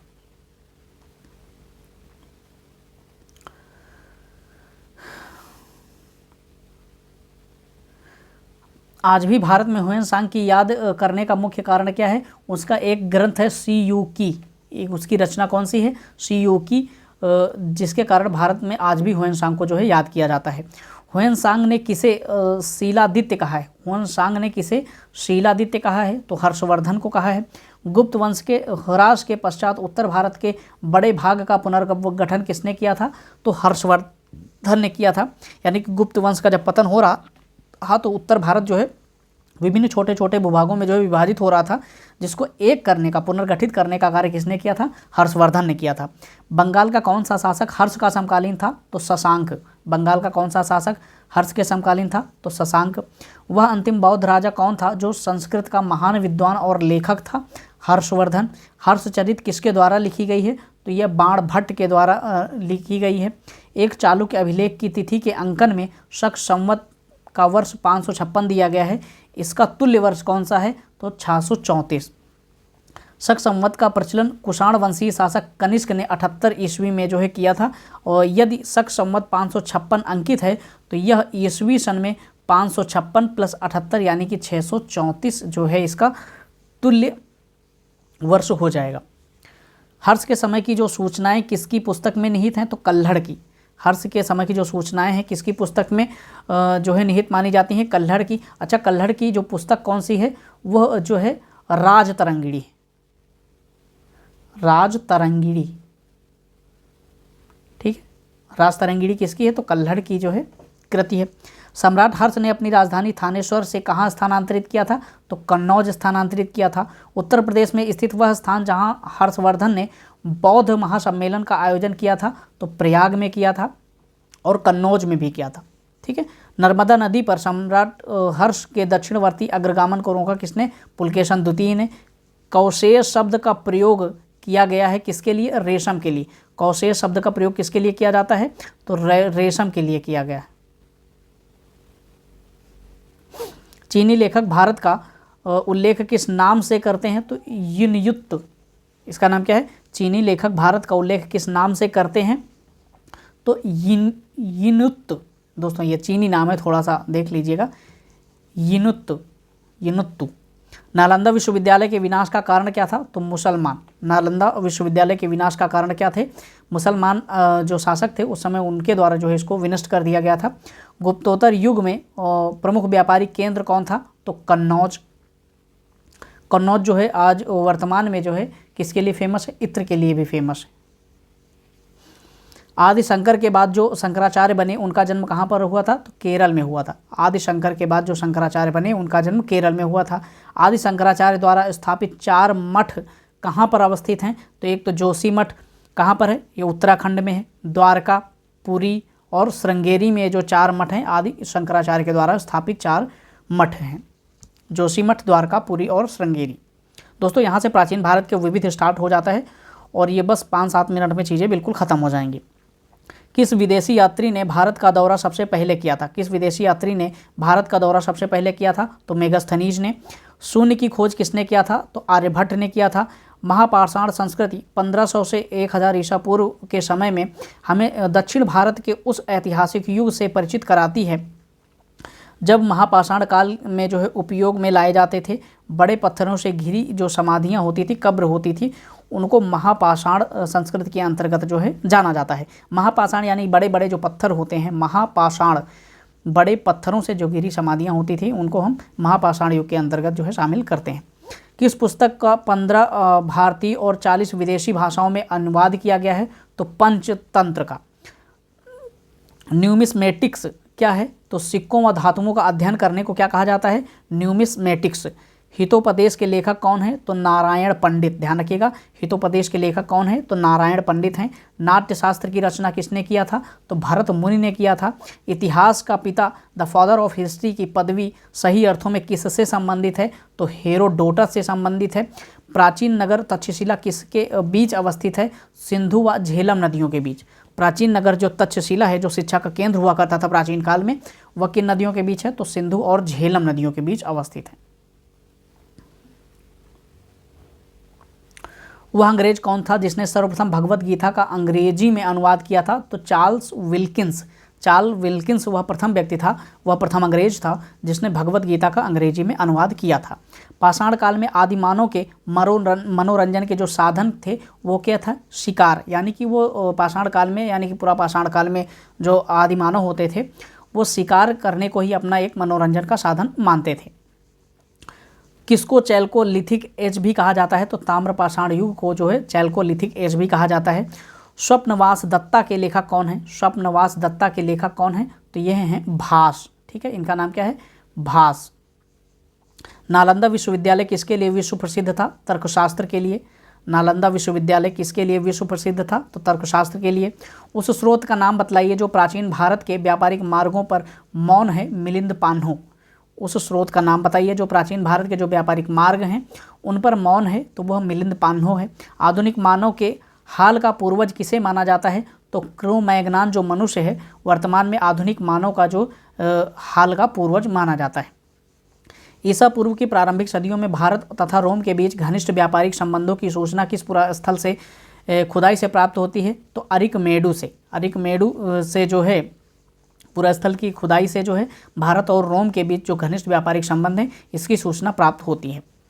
आधुनिक देवनागरी लिपि का प्राचीनतम रूप क्या है? प्राचीनतम रूप ब्राह्मी लिपि है। ध्यान रखिएगा, आधुनिक जो देवनागरी लिपि है इसका प्राचीनतम रूप कौन सा है? तो ब्राह्मी लिपि है। मानव द्वारा सर्वप्रथम प्रयुक्त अनाज कौन सा था? तो वह चावल था। मानव द्वारा सर्वप्रथम प्रयुक्त अनाज कौन सा था? तो वह चावल था। काव्य शैली का प्राचीनतम नमूना किस अभिलेख में मिलता है? तो रुद्रदामन के अभिलेख में मिलता है काव्य शैली का प्राचीनतम नमूना। कौन सा बंदरगाह पोडुके नाम से the Periplus of the Erythraean Sea, लाल सागर का भ्रमण के अज्ञातनामा लेखकों को ज्ञात था? ठीक है, अरिकमेडु। एक बार और इसको पढ़ देते हैं। कौन सा बंदरगाह पोडुके नाम से the Periplus of the Erythraean Sea, के अज्ञातनामा लेखक को ज्ञात था? तो अरिकमेडू को। ठीक है। The Periplus of the Erythraean Sea का संबंध किससे है? तो लाल सागर के भ्रमण से संबंधित है। ये चीज़ भी आपको थोड़ा सा ध्यान रखना है। तो दोस्तों यहाँ पर हमने जो प्राचीन भारत का इतिहास है, और इसमें अभी शायद कुछ और फैक्ट बाकी हैं, इनको भी कवर कर लेते हैं क्योंकि ये चीज़ें छूटे ना। ताम्रपाषाण या ताम्राश्म में जो है महाराष्ट्र के लोग मृतकों के घरों के फर्श के नीचे किस तरह रख करके दफनाते थे? उत्तर से दक्षिण। यहाँ पर कुछ चीज़ें भाषा शैली की दृष्टि से थोड़ा उल्टा पुल्टा लिख देते हैं, यानी कि आपको ध्यान रखना है ताम्रपाषाण काल में जो है महाराष्ट्र के लोग जो होते थे अपने जो पारिवारिक मृतक होते थे उनको अपने घरों में फर्श के नीचे उत्तर से दक्षिण में लेटा करके उनको जो है दफन करते थे। भीमबेटका किसके लिए प्रसिद्ध है? तो गुफाओं के शैल चित्र के लिए। प्राचीन भारत में कौन सी लिपि दाईं से बाईं ओर लिखी जाती थी? तो खरोष्टी लिपि जो है वह दाईं से बाईं ओर लिखी जाती थी, लेकिन ध्यान रखिएगा वर्तमान में जो भारत में हिंदी भाषा है उसकी देवनागरी लिपि को है जो वह बाईं से दाईं ओर लिखी जाती है। ठीक है, ये बात आपको ध्यान रखना है। मालती माधव के लेखक कौन है? तो मालती माधव के लेखक भवभूति हैं। मुद्रा राक्षस नामक पुस्तक के लेखक कौन है? तो विशाख दत्त हैं। ये मैंने आपको पहले भी बताया था। किस वंश के राजाओं ने खुजराहो स्थित मंदिरों का निर्माण करवाया था? तो चंदेल वंश के राजाओं ने जो है खुजराहो स्थित मंदिरों का निर्माण करवाया था। आबू का जैन मंदिर किसने बनवाया था? किससे बना है? तो संगमरमर से। आबू का जैन मंदिर किससे बना है? तो संगमरमर से बना है। ये आबू का दिलवाड़ा जैन मंदिर कहाँ पर है? तो राजस्थान में है, अरावली की पहाड़ियों पर। एलिफेंटा की गुफाएं मुख्यतः किस धर्म के मतावलंबियों के उपयोग के लिए काटकर बनाई गई थी? तो शैव धर्म के मतावलंबियों के लिए। एलिफेंटा के प्रसिद्ध शैल को काट कर बनाए गए मंदिरों का श्रेय किसे जाता है? तो राष्ट्रकूटों को। ध्यान रखिएगा, एलिफेंटा की जो प्रसिद्ध शैल को, प्रसिद्ध जो चट्टानें थी उनको काट करके जो मंदिरों का निर्माण किया गया है, इसका श्रेय किसे जाता है? तो राष्ट्रकूटों को जाता है। अजंता और एलोरा की जो गुफाएं हैं किस नगर में अवस्थित हैं? तो औरंगाबाद में स्थित हैं। अजंता और एलोरा की गुफाएं कहाँ पर अवस्थित हैं? तो यह औरंगाबाद में अवस्थित है, महाराष्ट्र। कोणार्क का सूर्य मंदिर किसने बनवाया था? तो नरसिंह देव वर्मन ने बनवाया था। और कोणार्क का सूर्य मंदिर है कहाँ पर? तो यह उड़ीसा में अवस्थित है। ठीक है। किस मंदिर को काला पैगोडा के नाम से भी जाना जाता है? कोणार्क का सूर्य मंदिर जो है इसको काला पैगोडा के नाम से भी जाना जाता है। तो ये चीज़ भी आपको थोड़ा सा ध्यान रखना है। तो दोस्तों यहाँ पर हमने जो है प्राचीन भारत के सभी फैक्ट को, सभी वन लाइनर्स को बहुत अच्छे तरीके से कवर कर लिया है। उम्मीद करता हूँ कि ये सारी चीज़ें आपको अच्छे से समझ में आई होंगी, क्योंकि मैंने जो है रिपीट कर करके चीज़ों को आपको पढ़ाने का प्रयास किया है कि आपको यहीं पर एक ही बार में सारी चीज़ें जो है अच्छे से याद हो जाएँ। तो नेक्स्ट वीडियो में हम आप सभी लोगों से फिर से मिलेंगे नेक्स्ट सब्जेक्ट के साथ, नेक्स्ट टॉपिक के साथ। तो अगर आपको हमारा प्रयास पसंद आया हो, हमारी मेहनत पसंद आई हो, तो आप वीडियो को लाइक कर सकते हैं, चैनल को सब्सक्राइब कर लीजिएगा, जिससे कि जो भी वीडियो आप सभी लोगों के लिए अपलोड की जाए आप उनसे वंचित ना रहें, समय रहते सारी चीज़ों को देख पाएँ। तो ठीक है दोस्तों, फिर मिलते हैं नेक्स्ट वीडियो में। तब तक के लिए अपना ख्याल रखिएगा, स्वस्थ रहिए और चीज़ों को रिवाइज करते रहिए। धन्यवाद।